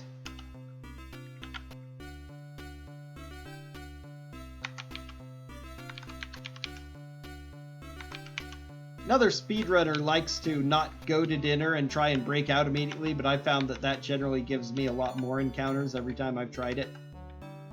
So going to dinner. Motion allows you to get through the front gate. Okay, again, pretty good luck. Sometimes you get unlucky and you even have to fight the Commandant before you get there, so definitely don't miss not having those fights, especially since I'm nearly maxed on EXP already. We can go ahead and take the boat this time. So the kid doesn't get quite as much excitement as he does from, I didn't get any new treasure, did I? Oh, I forgot to check if there were new spells I could scribe. So I'm going to go ahead and heal up our injured with this.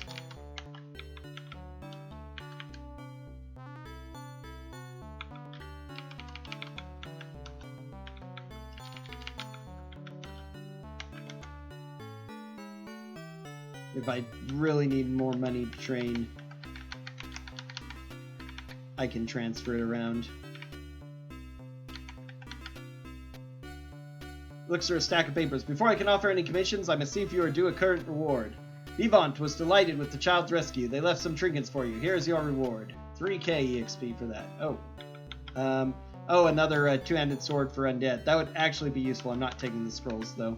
I'm just going to avoid being afflicted by that if I possibly can. Reload battles, at least past a certain point.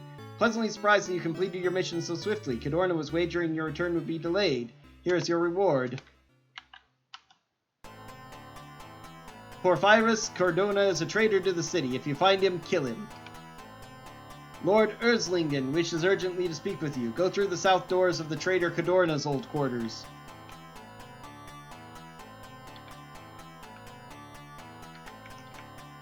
Thank you for coming. I must be brief, for our need is urgent. Our one chance to defeat the enemy is through an assault on the castle.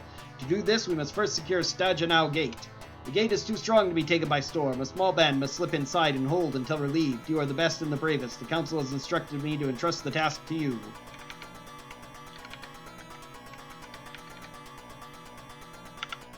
Alright. Now...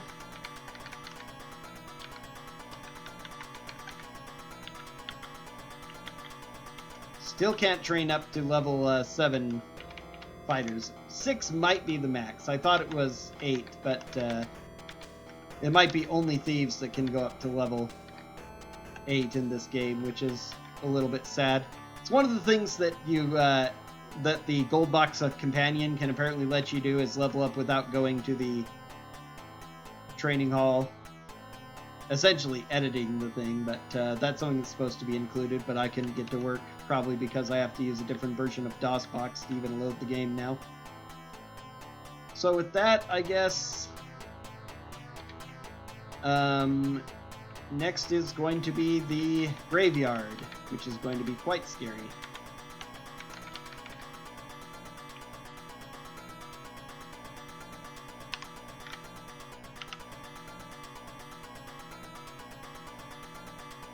Alright. Fierce gusts of wind howl past, and the ground shakes as peals of thunder rock the land. The swirling murk hides what lies ahead, until an explosion of lightning reveals the nightmare scene of a graveyard turned upside down.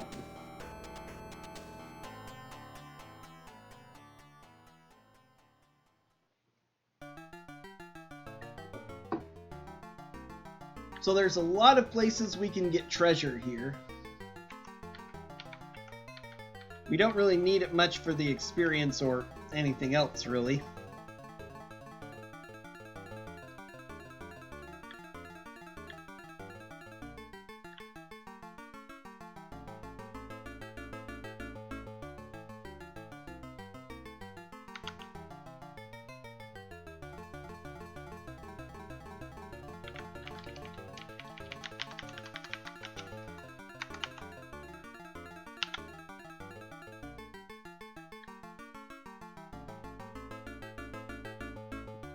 Level 6 cleric got rid of a bunch of them at once.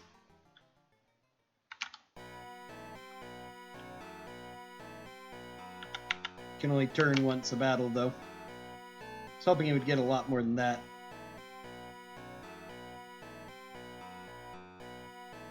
One of the big problems with the graveyard is that with random encounters are one of the this is one of the areas where the random encounters difficulty is determined by your party level. So if you or your party strength in general. So the more characters you have, the better armor class you have on the characters, the more hit points you have, all of that can sets your power level, so you get bigger encounters. Most of the places that have random encounters function like that, but there are only certain areas in the game where random encounters are actually a big deal. Graveyard is one of the worst, which is why we actually do it kind of early in the speedrun, relative to where you want to do it casually. Because with multiplied necklaces of missiles and dusts of disappearance, most of the danger is taken away. And then if you are forced into encounters, they aren't as terrible as if you wait until later.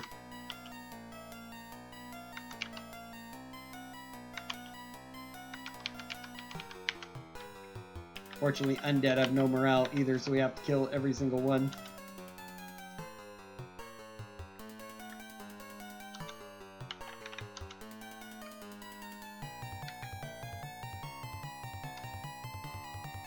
Enclave is guarded by a skeleton army, which looks smaller than the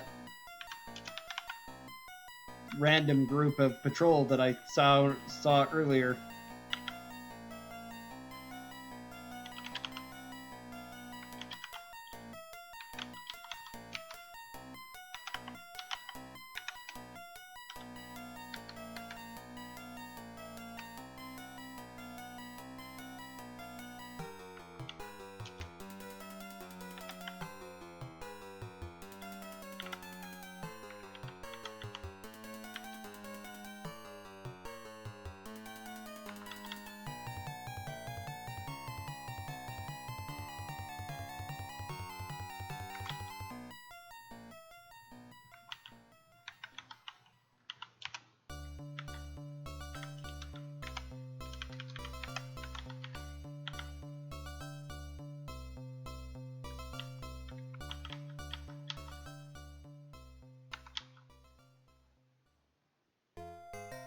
It's been a while since I've dealt with this casually in any way, but it's a really dangerous spot to go through. I wonder if I can loot everything after things over. I guess I don't really need either the magic items or the experience from doing it all that much. I'm going to be overwhelmed on experience anyway. Basically, the way this is working out, we'll be able to go into Curse of the Azure Bonds, immediately go and level ourselves, go get into a bar fight, will give us the 1 experience we need, and then level again. So we'll all be effectively 8th level in at the start of Curse, or before we begin the adventure proper. Is that a magic short bow? Let's find out. They go 11. Nope, it is a normal short bow for some reason. Is there? Marble chest. Open it, and here's our treasure. 4 clerical scrolls. Lots of clerical scrolls. I've already got 8 restorations. I really hope I don't need more than that. Another reason to do this earlier in some circumstances is that if you are not saving, I think I'm just going to go and do the necessary stuff to clear it out and then see if I can get more treasure after. Because otherwise, with limited resources and no ability to rest in here, you might be looking at trying to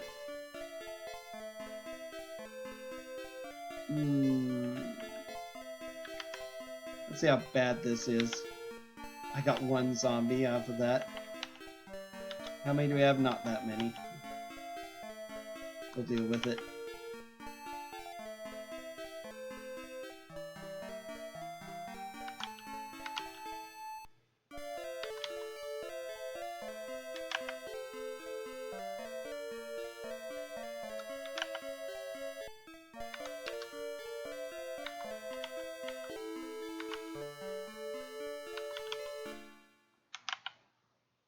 Yeah, that wasn't a bad fight.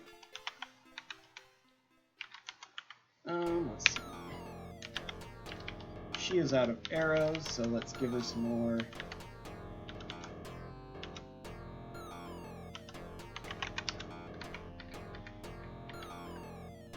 If I lose out on some of the treasure because I don't loot it early, oh well. There's supposed to be something here, a evil magic user offers to join you, but then turns on you and fights for the vampire. I've never encountered him. Maybe that only happens if you do slowly clear out the graveyard a bit at a time and keep coming back.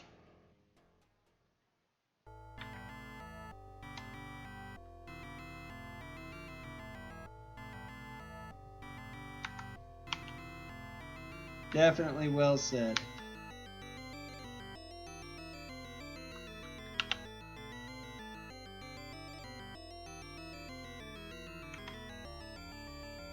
Hey, Dragon Cat.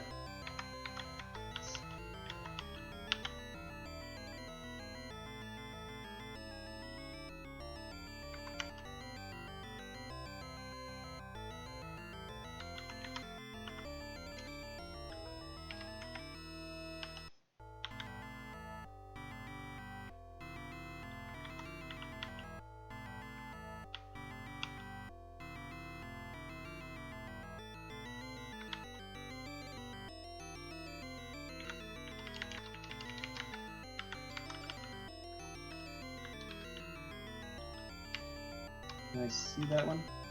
Yes.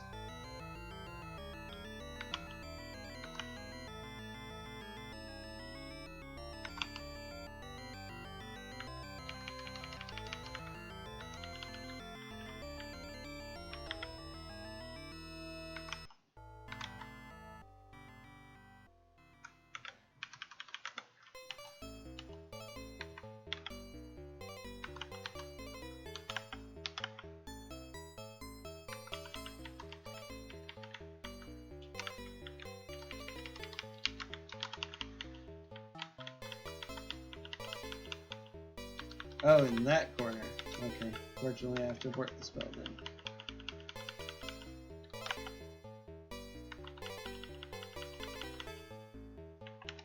Can I see it? Yes. Excellent.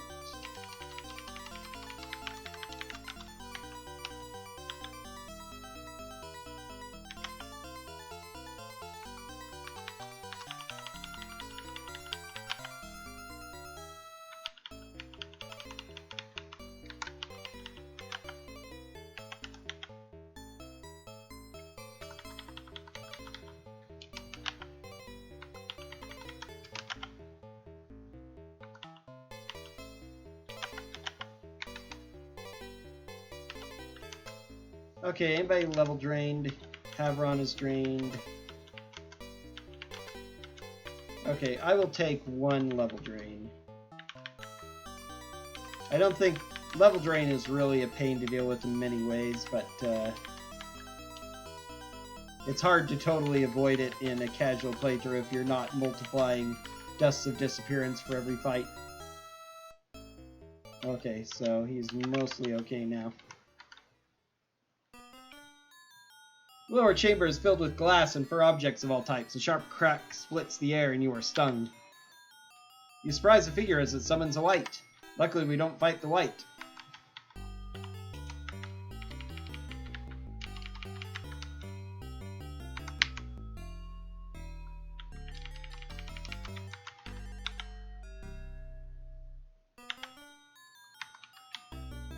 Turn undead ineffective.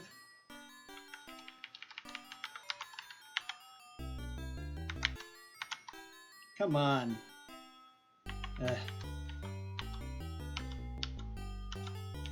Hopefully didn't hit anyone and drain their levels.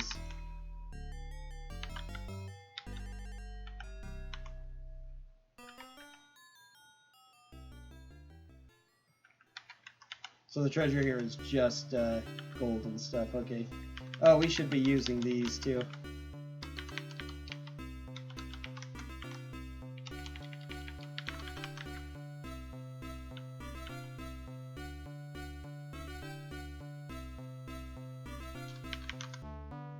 Level 6, level 6, level 6, level 6, level 6, level 6. Okay. Excellent.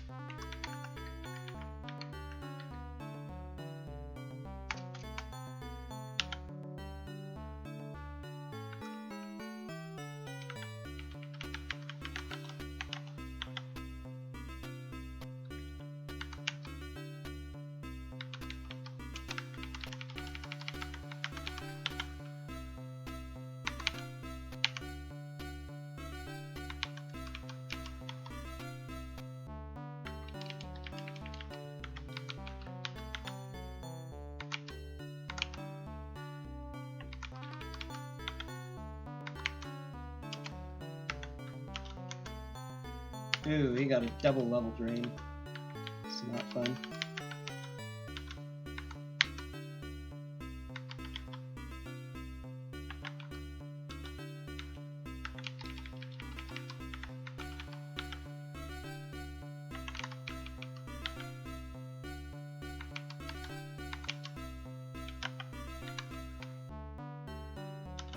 Okay, let's see. Randus got double level drain. Anyone else get hit?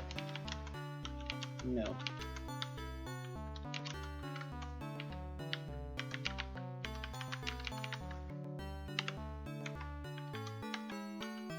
Okay, does that do all levels? No, only one, so I have to do one for each level. Well, should be the last time to worry about that coming up.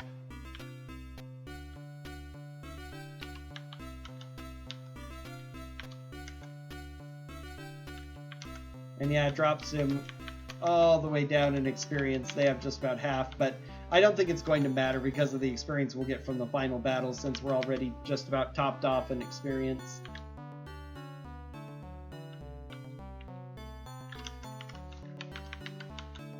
That portion, it's just moderately annoying.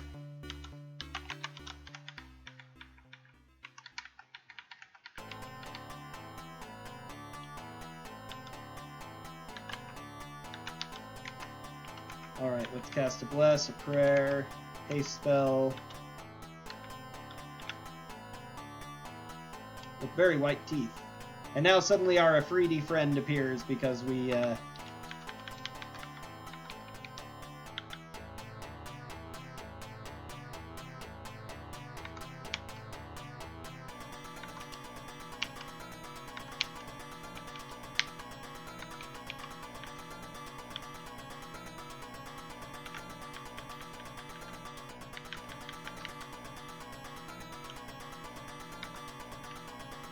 Oh, we killed him already. Nice. Very glad to see that. So poor Afridi didn't get to do anything, but we don't care. He was just in the way.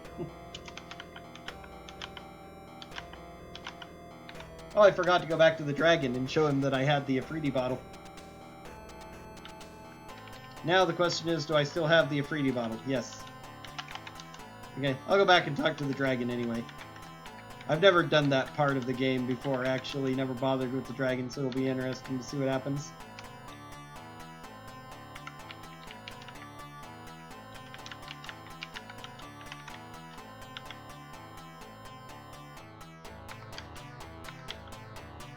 And he's dead. With that, the vampire is defeated. In normal D&D, of course, after you kill a vampire, he turns into gas and floats back to his coffin, reforms his body, and has to spend time regenerating. So what you'd be expected to do is go back and stake his body. But since they don't really have that functioning in this very old game, they just have you fight him again in a weakened condition.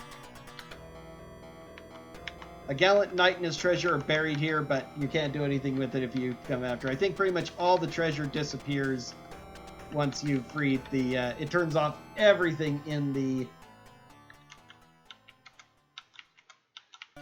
graveyard, unfortunately, but I'm very fine on treasure. Even if I didn't get the very best stuff, I have enough, so I'm not super concerned.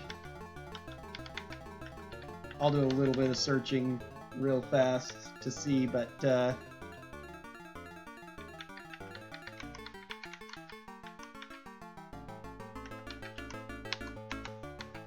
yeah.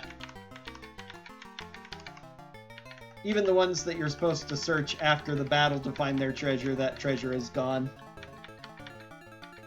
So something to remember if you're playing this casually and you want to try and get all the treasure in the graveyard, and there is a lot of good treasure. You have to do it beforehand. I know the Juju zombie has like a wand of lightning, I think, at the very minimum. Possibly some other stuff. I'm not sure what all is very good or bad, but...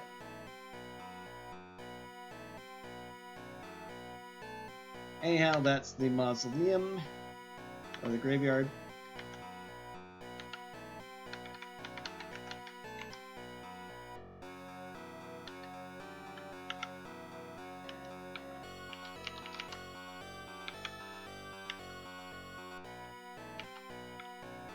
She didn't get hurt.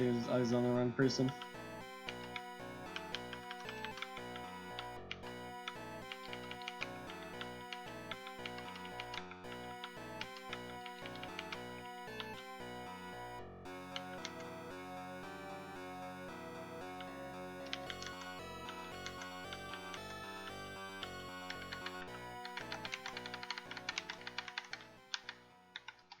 Just to make sure, after all of this experience, still can't make level 7. Yeah, you're not allowed to hit level 7 with anybody but thieves.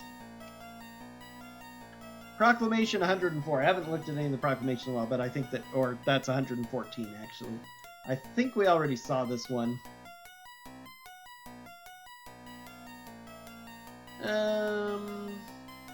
Council is offering reward for the safe return of the heir to Bevant. Said miner was carried off during a buccaneer attack on the merchant ship in which he was sailing. Apply to the council clerk. We already did that, so I don't know why they have the proclamation up for it. You've been informed that you've eliminated some undead from the graveyard. Here's your reward. You also get a reward for every one of the towers you clear out, so that's additional treasure and experience, which again, you don't really need. Voted a special prize for ending the graveyard menace. Here's your reward. We already did that. So pretty much all we have left now is the end game.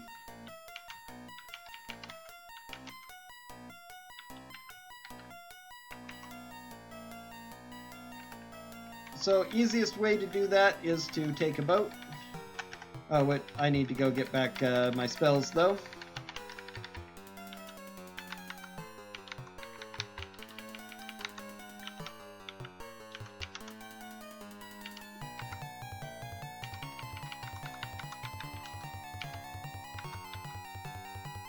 I cast the haste spell, never got to use my fireball.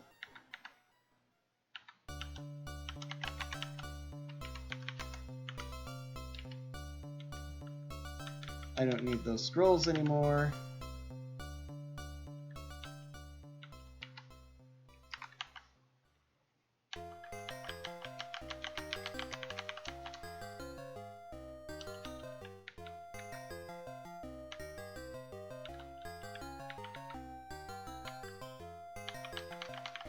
Okay, I have one fireball scroll left. A stinking cloud left.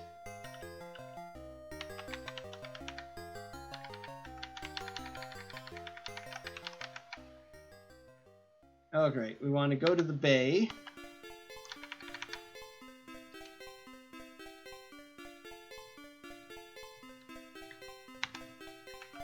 Now we come back to here, and we can enter through the north, which puts us in Poldo Plaza.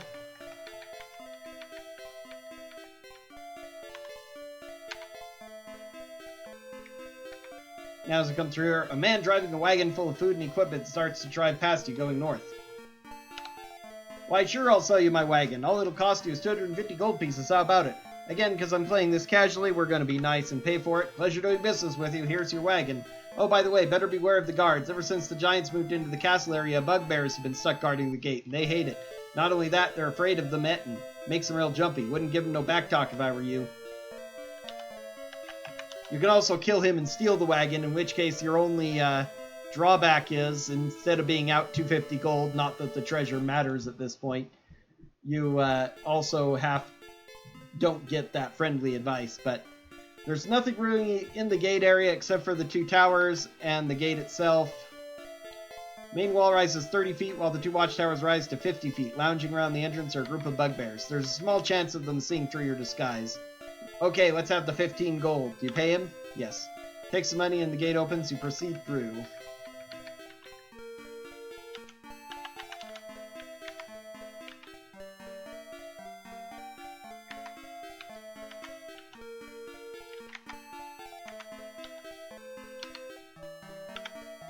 You enter a guard room. There are tables, chairs, and beds here. All but 2 of the beds are 14 feet long.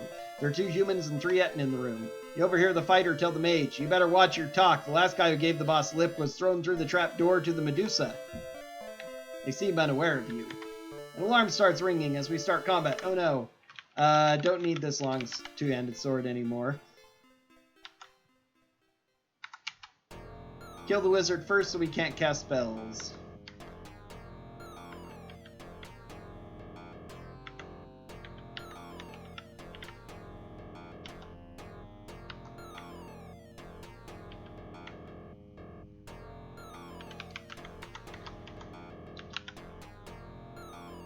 Boy, we're taking these guys out fast.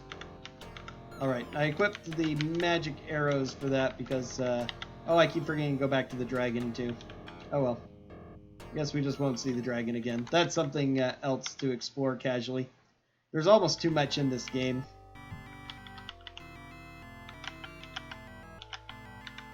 Alright, that made a mockery of that fight. I think, is this ring a better ring of protection? I think it is. Yes, it is. Awesome.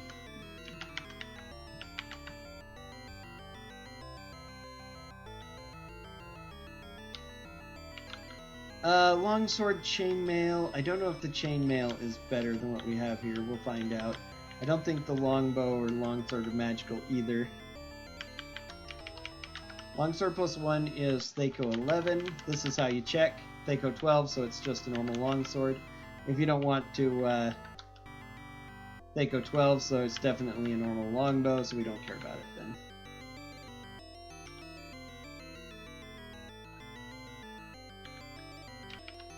But if you don't use Detect Magic, which is also a good spell to have on the cleric casually to check for things like this, to see what's magical automatically. Oh, I forgot that I have a military fork, not that I even care. If it was +3, it might be kind of okay, but military forks aren't great weapons.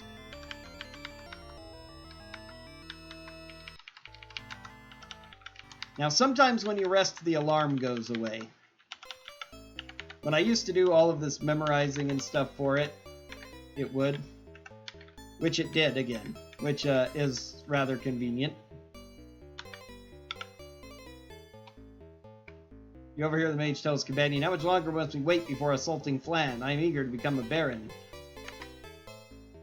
And now it's the exact same fight, otherwise.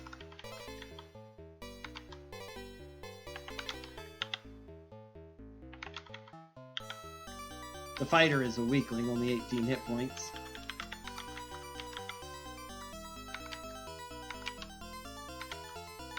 if you haven't set off the alarm, of course, you get surprised. Battle isn't going nearly as well this time, which makes me kind of glad that we went ahead and used haste and all of that. Ettins can inflict hurts.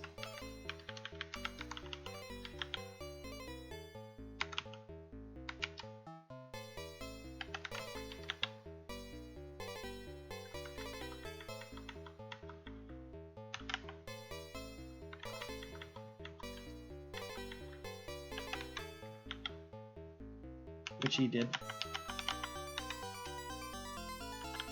They don't have anything magical here.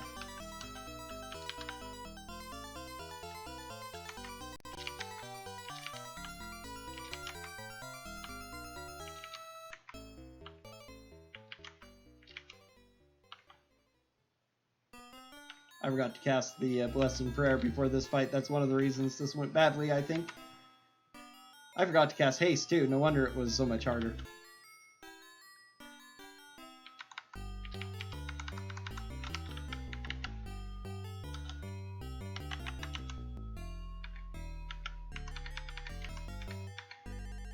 Bugbears are waiting on the other side of the gate. Alarm starts ringing.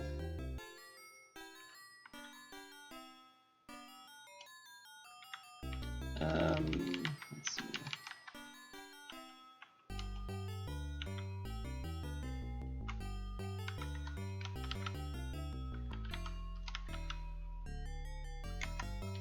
Go ahead and cast Fireball.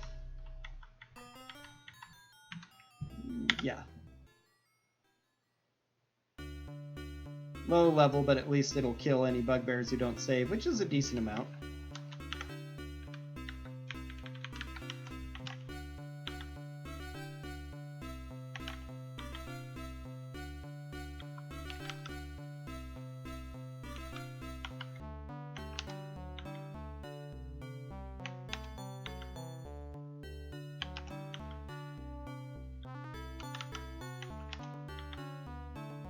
And they surrender. Excellent. You've taken the gate. You open the great portals as 20 human and demi-human guards immediately take possession of the guard towers. For some reason, demi-human was the name that old 1st edition AD&D gave to characters like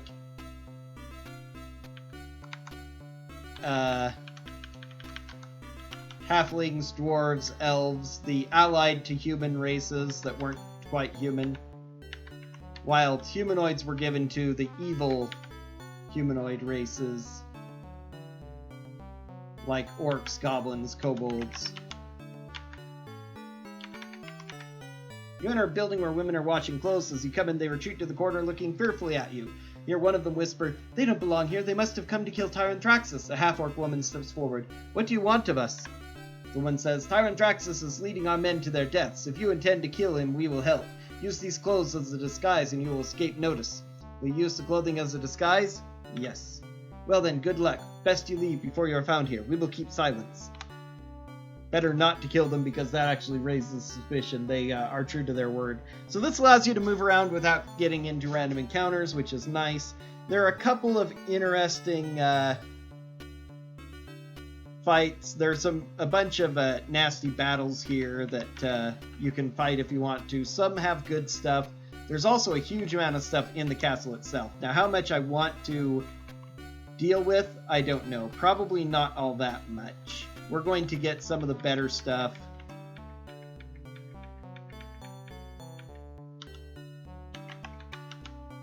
Like, this is one of the first places you go to in the speed run, either any percent or 100%, stopping only to get the slums taken care of in 100%. A sleep spell can put these clerics to sleep. You're in a building that was once a barracks but has now been converted to a temple of Bane. At the far end of the room is a crude altar. A priest and 2 acolytes turn from the altar. "Welcome, my children. Come forward and accept the blessing of Lord Bane." Accepting the blessing is bad because we are good characters, so we would... having an evil person cast blessing on us tells them that we're good and therefore starts the fight anyway, but we get like some sort of curse. And we've already damaged him, which is great. That means that he won't be able to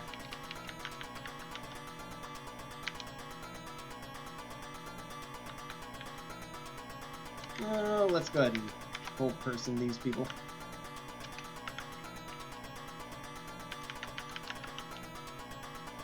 Oh yeah, I forgot to see if this chainmail, which is good, which I'm pretty sure it isn't. Yeah, it's just normal.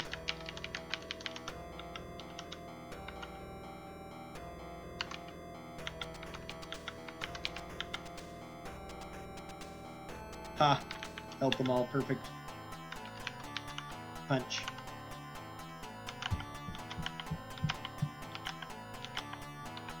You can also take a couple of swords off the altar, but the same thing, they're evil swords, so if you try, you'll actually get zapped. Let's see. It's a +3 mace. The necklace we'll give to her, because she's the least useful overall. So now I can use this shield, plate mail, mace, trade the banded mail to, I guess, Randus. Havron already has that, which is fine. I think everyone else already has +1 chainmail, right? Yeah, so we don't need any more chainmail. So we don't want to worry about the swords. Now there's the old wizard up here who has a Wand of Lightning. I think he has Bracers, Armor Class 4 as well, which we already have, so that won't be a huge help. Other areas in this spot is there's barracks. We don't want to worry about that.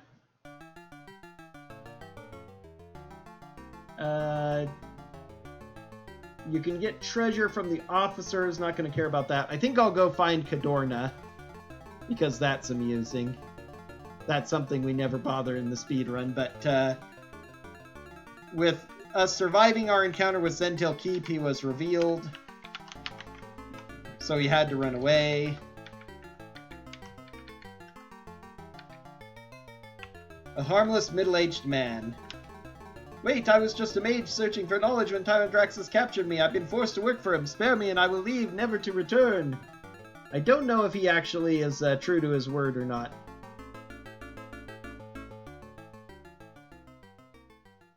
But he has good stuff to eat. Wait, please, I'll give you all my notes. Here they are. Do I want the treasure or do I want the Wand of Lightning? We're just gonna kill him. There's no notes on what happens if you leave him alive or not. He can still be moderately dangerous because of his spells, so we're not going to let him do anything. I maybe should have tried talking to him instead, but I'm too used to just coming in and killing him. And I don't know that there's any other feedback. But that's a Wand of Lightning, which would be good. It's a Ring of Fire Resistance, which actually would be good on our main tank here. And I'm pretty sure these bracers are the same. So, nope, they're actually Armor Class 3 bracers. So, those are tied for the best bracers in the game.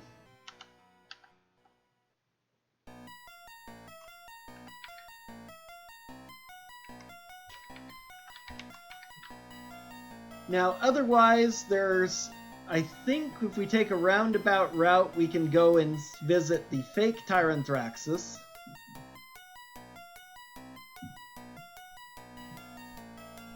Who has Gauntlets of Ogre Strength, which maybe would be okay to give to Jara.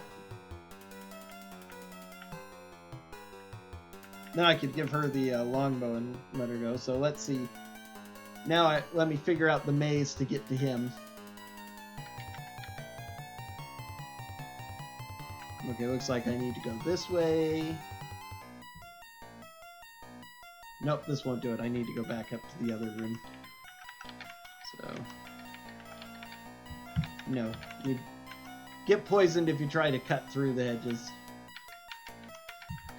Luckily, as long as you don't stir up the alarm, this final area is pretty much safe, or you don't go running into the wrong areas.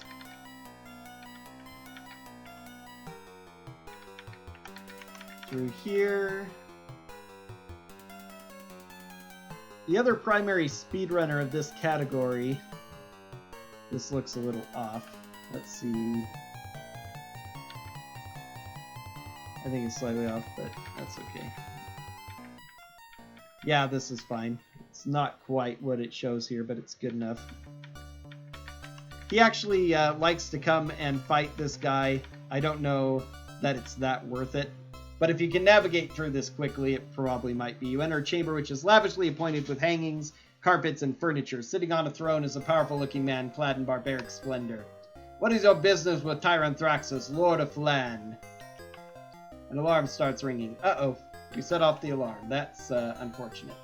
So he only has armor class 3, which is pretty bad for a final boss Tyranthraxis. With 2 6th-level thieves with him.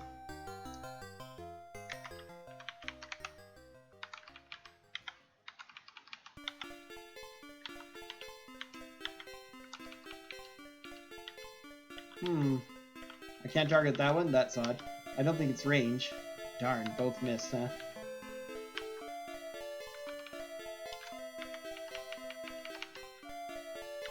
Oh, yes. I probably have lots of charges on this.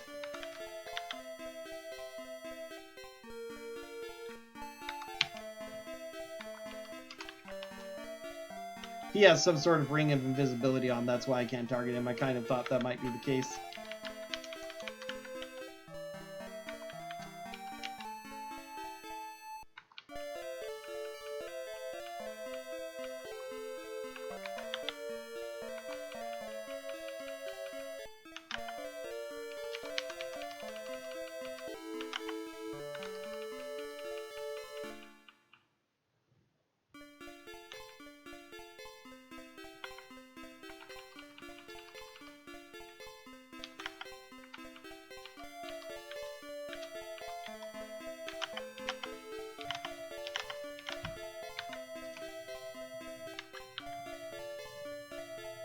Longsword, which is probably like a +2 longsword.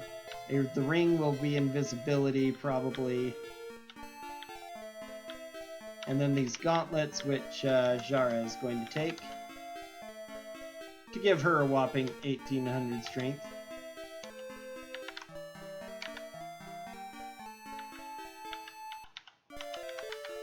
Let's see if the alarm is still ringing. Hopefully not. Okay, anything else of interest in this section? It doesn't look like it. There are 2 entrances to the castle, and you can only get to half of the areas here. Let's see, is Cadorna in the other side there?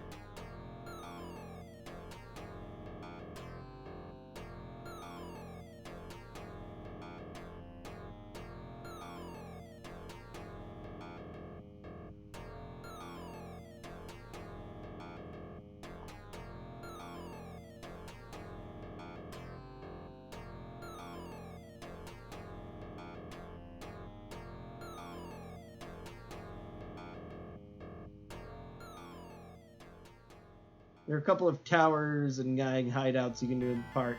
Looks like...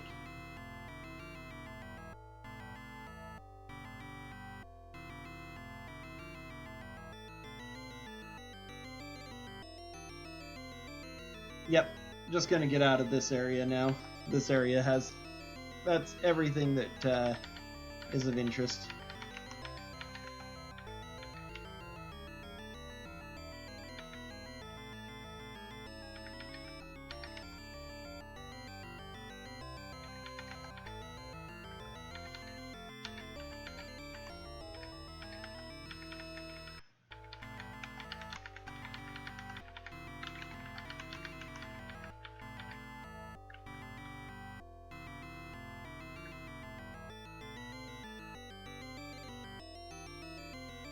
Okay, anything else in this section? A latrine, officer's quarters, we don't care about. A guard post.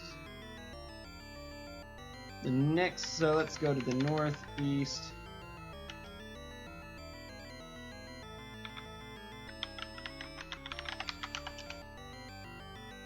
Okay, so there's an alert, so we might need to rest a bit to clear the guard post, or leave and come back. We might only be getting encounters because it's night as well.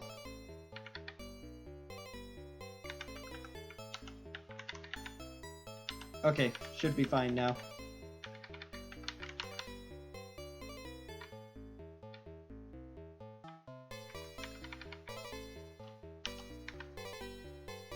Whoops.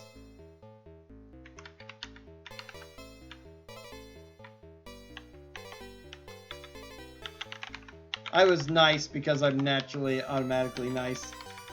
Alarm is sounding. So you do occasionally, at least at night, get random encounters.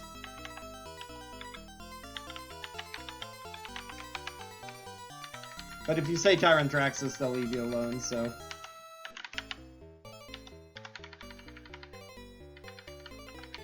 Now the alarm is off. Nope, it is still going.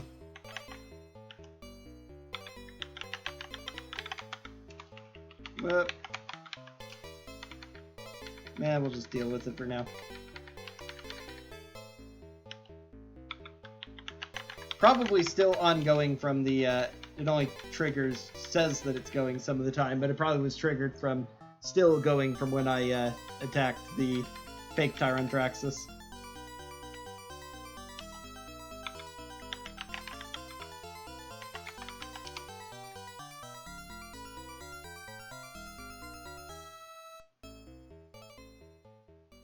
Okay, when he walks out is challenged.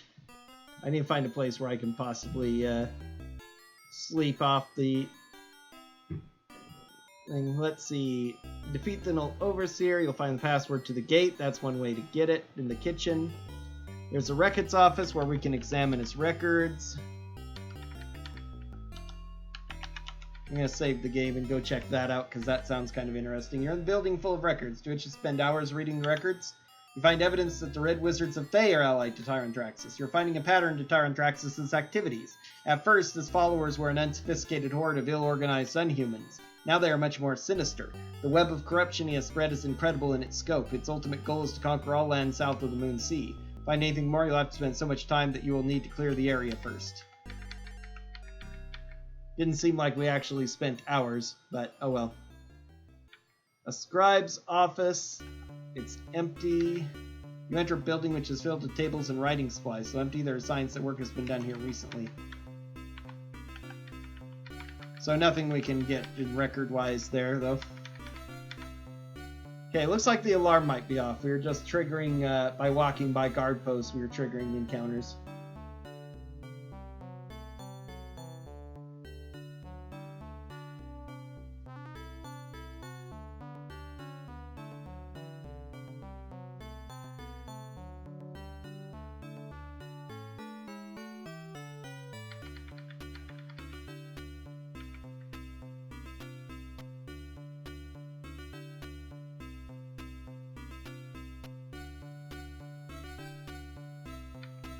Okay, there's a well here with a +2 flame tongue sword.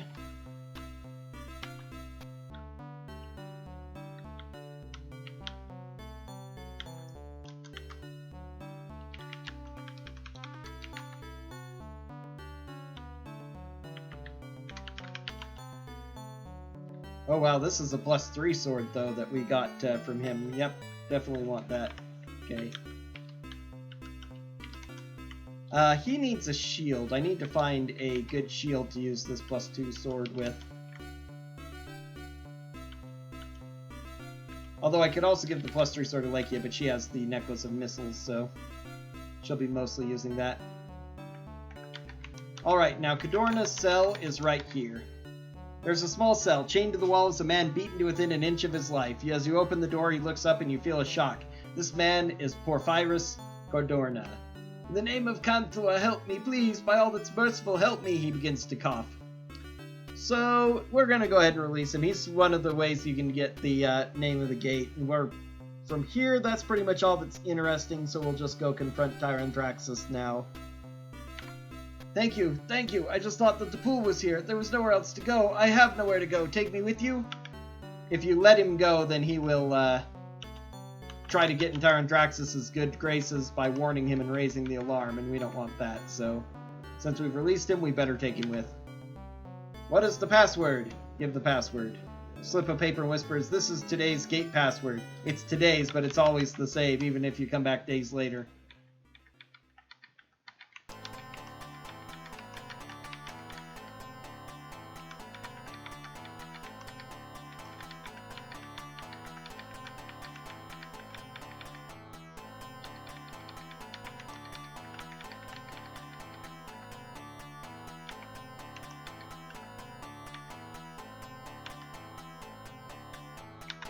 Okay, there's a Medusa down there. I'm not going to mess with the Medusa. Okay, now, right here is the final battle with Tyranthraxis. Before we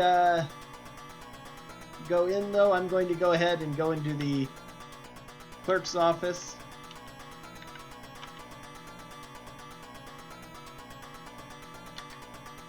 You're in a room furnished with chairs and benches. Waiting here is a man playing with a dagger. As you come in, he nods at you. He stares moodily at his feet.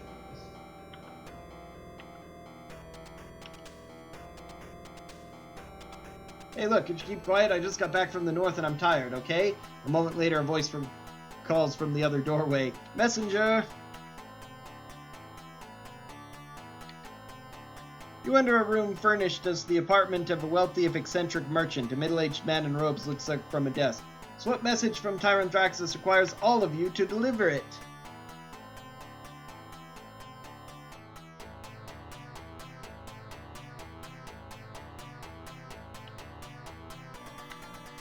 Tell Al-Hiam Dazid to execute Phase 2 of Plan A. Dismissed.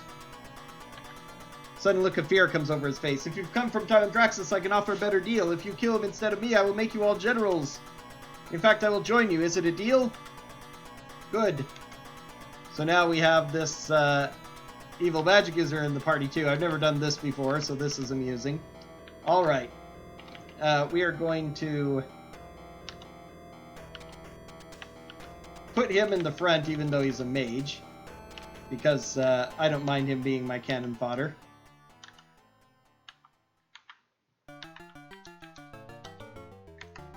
Go ahead and cast a Bless, cast a Prayer, cast a Haste spell, and you two, let's, this is where we want to use our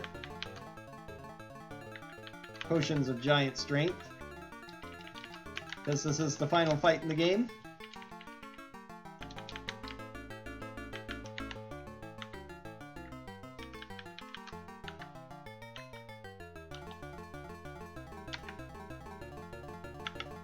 You're in the audience hall of Tyranthraxis, conqueror of Phlan. The ceiling has been torn away, leaving the entire section of the tower open to the sky. In the center of the room is a glowing pool. An ancient bronze dragon, surrounded by a fiery aura, rises from where it was coiled nearby. 2 guards move to bar your path. The dragon looks at you with malevolence. Guards, kill these pests. Oh, there's something I forgot before this battle, though. That's actually really important. As I've been saving it this entire time, I got used to not having it, but there is Dust of Disappearance we want to use before this battle.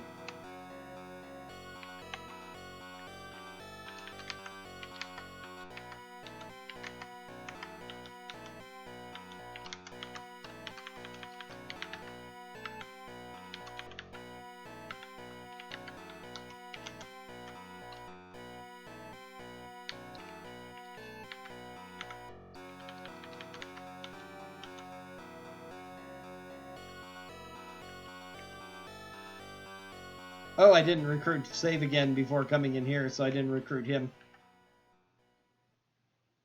Yeah, we'll do that again.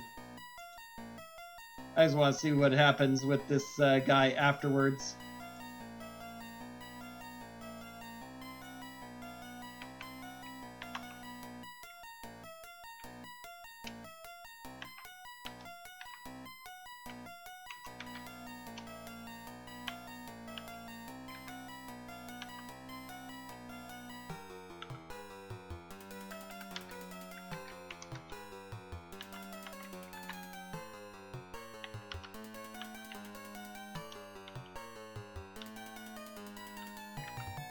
He has a couple of fireballs, sleep, magic missiles, sticky clouds, the usual assortment of good spells.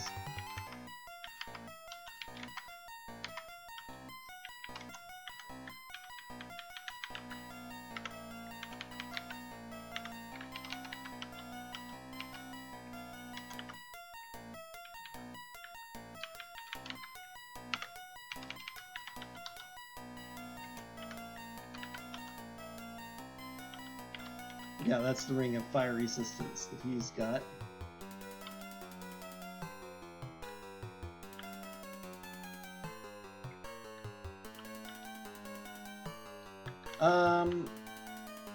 Yeah, I'll keep it on him. In fact,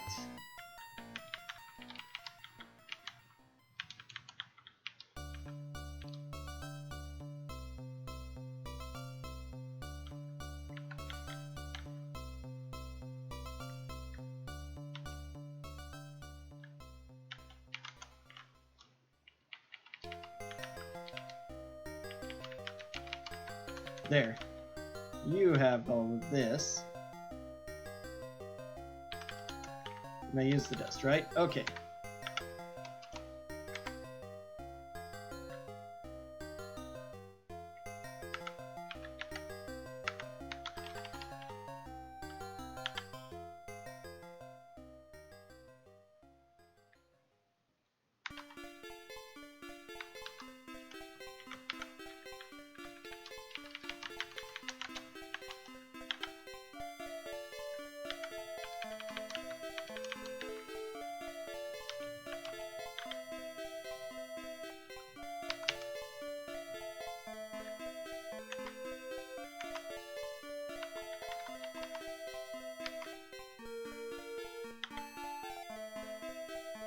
Ah, what a pathetic fireball.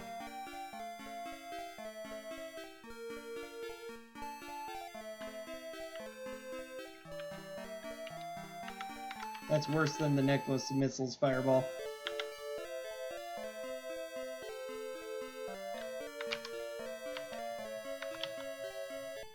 Oh, they took out the mage. Too bad.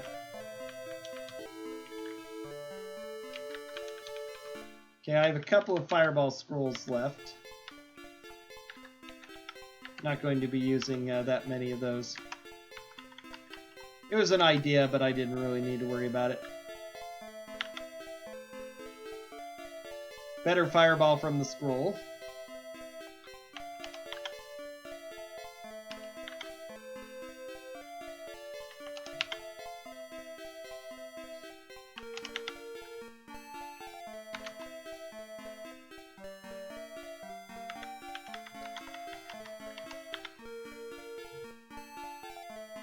Oh my word, 31 damage fireball. There we go. I have another. Okay, that one's useless. And that one's useless too. Alright.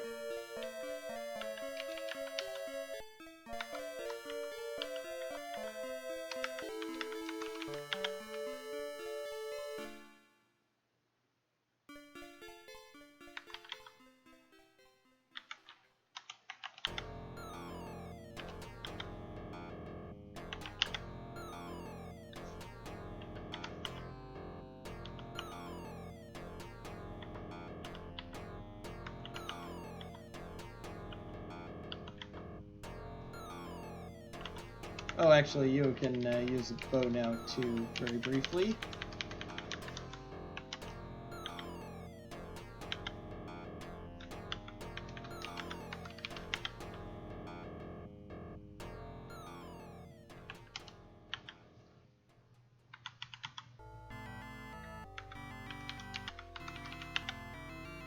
One hit point left, and he's dead.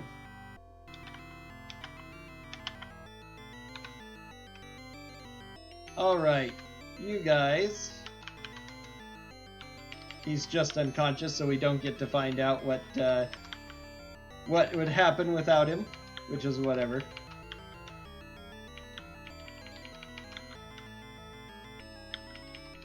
+1 plate mail for all these guys. Vazia gets a ring. That will put her at -4 armor class.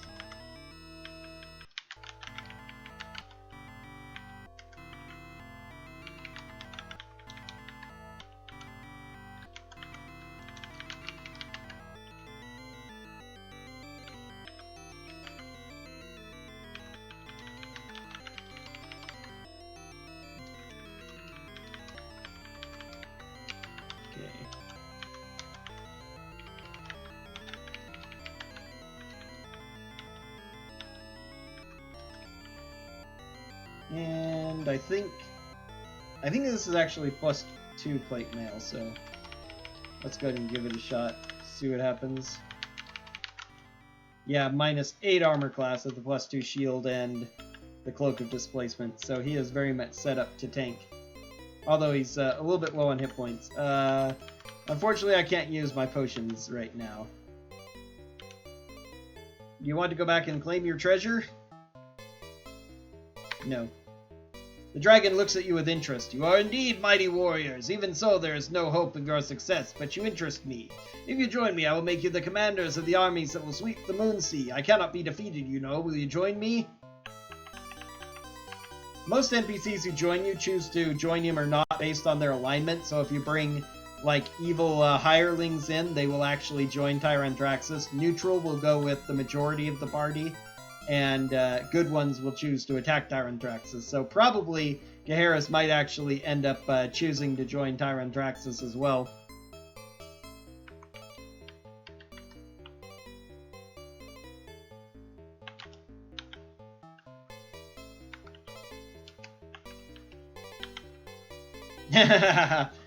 Composite fine longbow combined with giant strength and the haste spell. We killed him way too fast.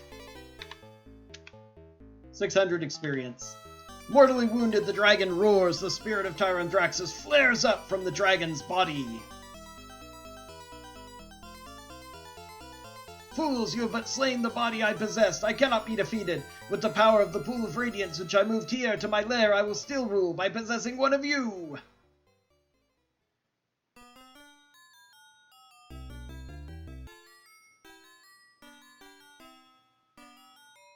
No, Lord Bane, I can still rule here. I have not failed. Do not call me back through the pool. Ah! Knowing that Tyranthraxis has finally been defeated, you leave the castle. Moving through the streets, you catch occasional glimpses of monsters in hiding. None attack. Finally, you enter the civilized sector of Phlan. You are by the gateway to the unsettled areas. The city watch eyes you suspiciously.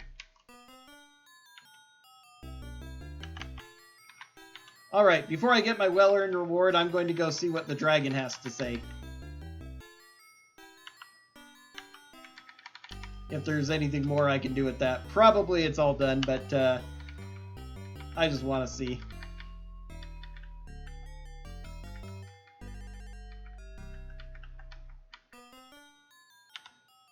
As you enter the cave, you are greeted by Diogenes, the silver dragon. He says, I see you've recovered the silver bottle from the kobold caves. I congratulate you. That bottle contains a powerful Ifrit who was summoned to kill vampires. It will be a valuable ally in Old Phlan. In Volingen Graveyard, there is a vampire. When you meet the vampire, something. Nope, that's all we get. Okay. I'm just going to reload the game and finish it up then.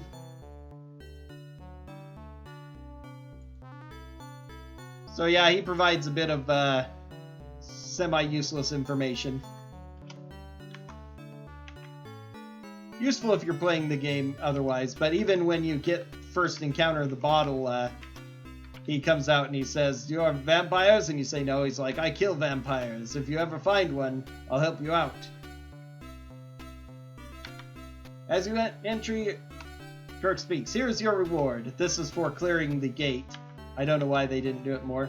The clerk speaks. Congratulations, your quest is over. Tyranthraxis is defeated. Phlan is free. If you wish, you may continue to help us clear any remaining monsters. All Phlan salutes you. Here is your reward. Despite them saying that, most things are now turned off. So, 149,000 experience, 125, 122. Even the ones who got level drained have more than 100k. So that'll put us at the point where, as soon as we go into Curse of the Azure Bonds, we can level up to 7. And then it will drop us down to the maximum amount of experience you can have at level 7 without being able to be level 8. So we go and get 1 experience point or so, and we will jump back, and that will give us enough experience to level up again. So we can get all of our characters to 8 at the very start of the next adventure. So first, now the other thing I wanted to check was that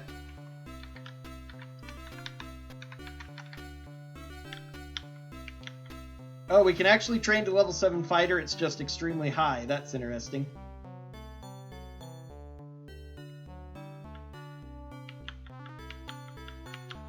What is the required experience for level 7 fighter then? More than 125k. So you would have to... So if I had totally cleared the graveyard and managed not to get level drained, I might have had enough experience to get to level 7 fighter, which actually would put you at whatever.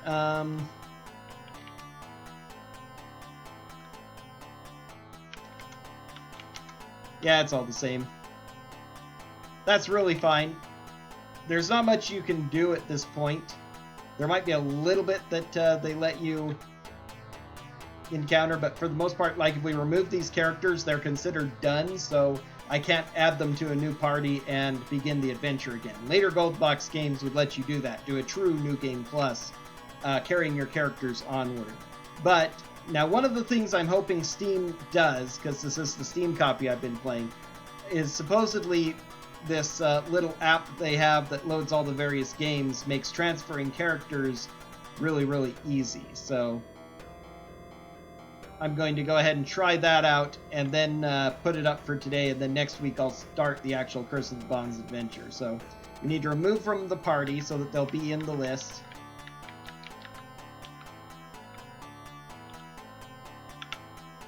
So now you won't be able to say what I'm doing here, but we go to Curse of the Azure Bonds, controls, nope, not controls, that's a controls PDF that tells you how to do it. Oh, import progress, that's the button. Yeah, that's on here and not on reset. Import progress from the selected game and language version to the current title. Completion of this dialogue will remove necessary files between two games. There are other steps you need to perform in-game. Save transferred successfully. So now if I play Curse of the Azure Bonds... Okay, nope, that is way too...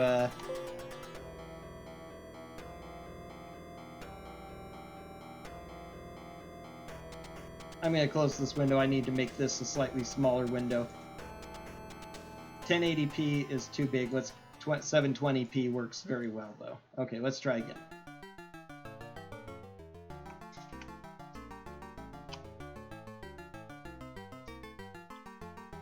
It's still on 3K, which I'm going to leave it.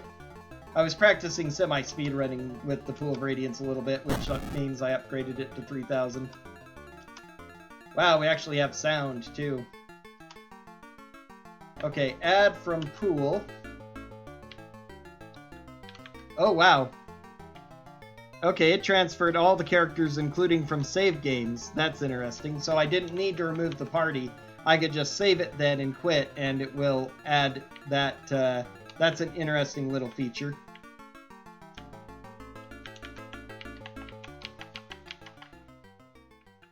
And so, voila. They're in a slightly weird... Oh, they're in alphabetical order. That's the problem. Not a huge deal, though.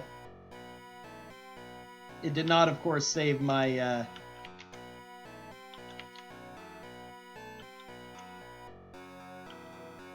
Because of the level drain, though, Randus is actually going to be slightly behind, so...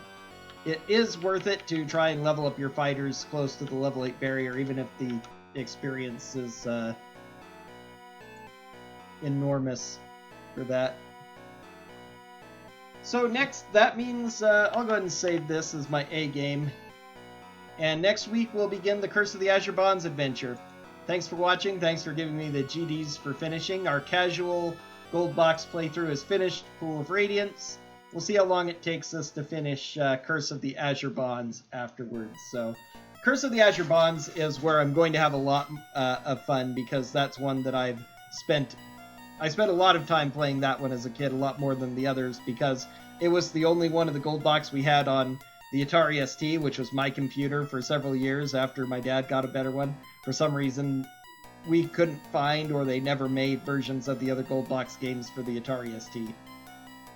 Probably had Pool of Radiance somewhere, but we didn't get our hands on it, so I was just playing that one over and over. But that'll be next week. Thanks for watching, for checking it out, and I will see you all later.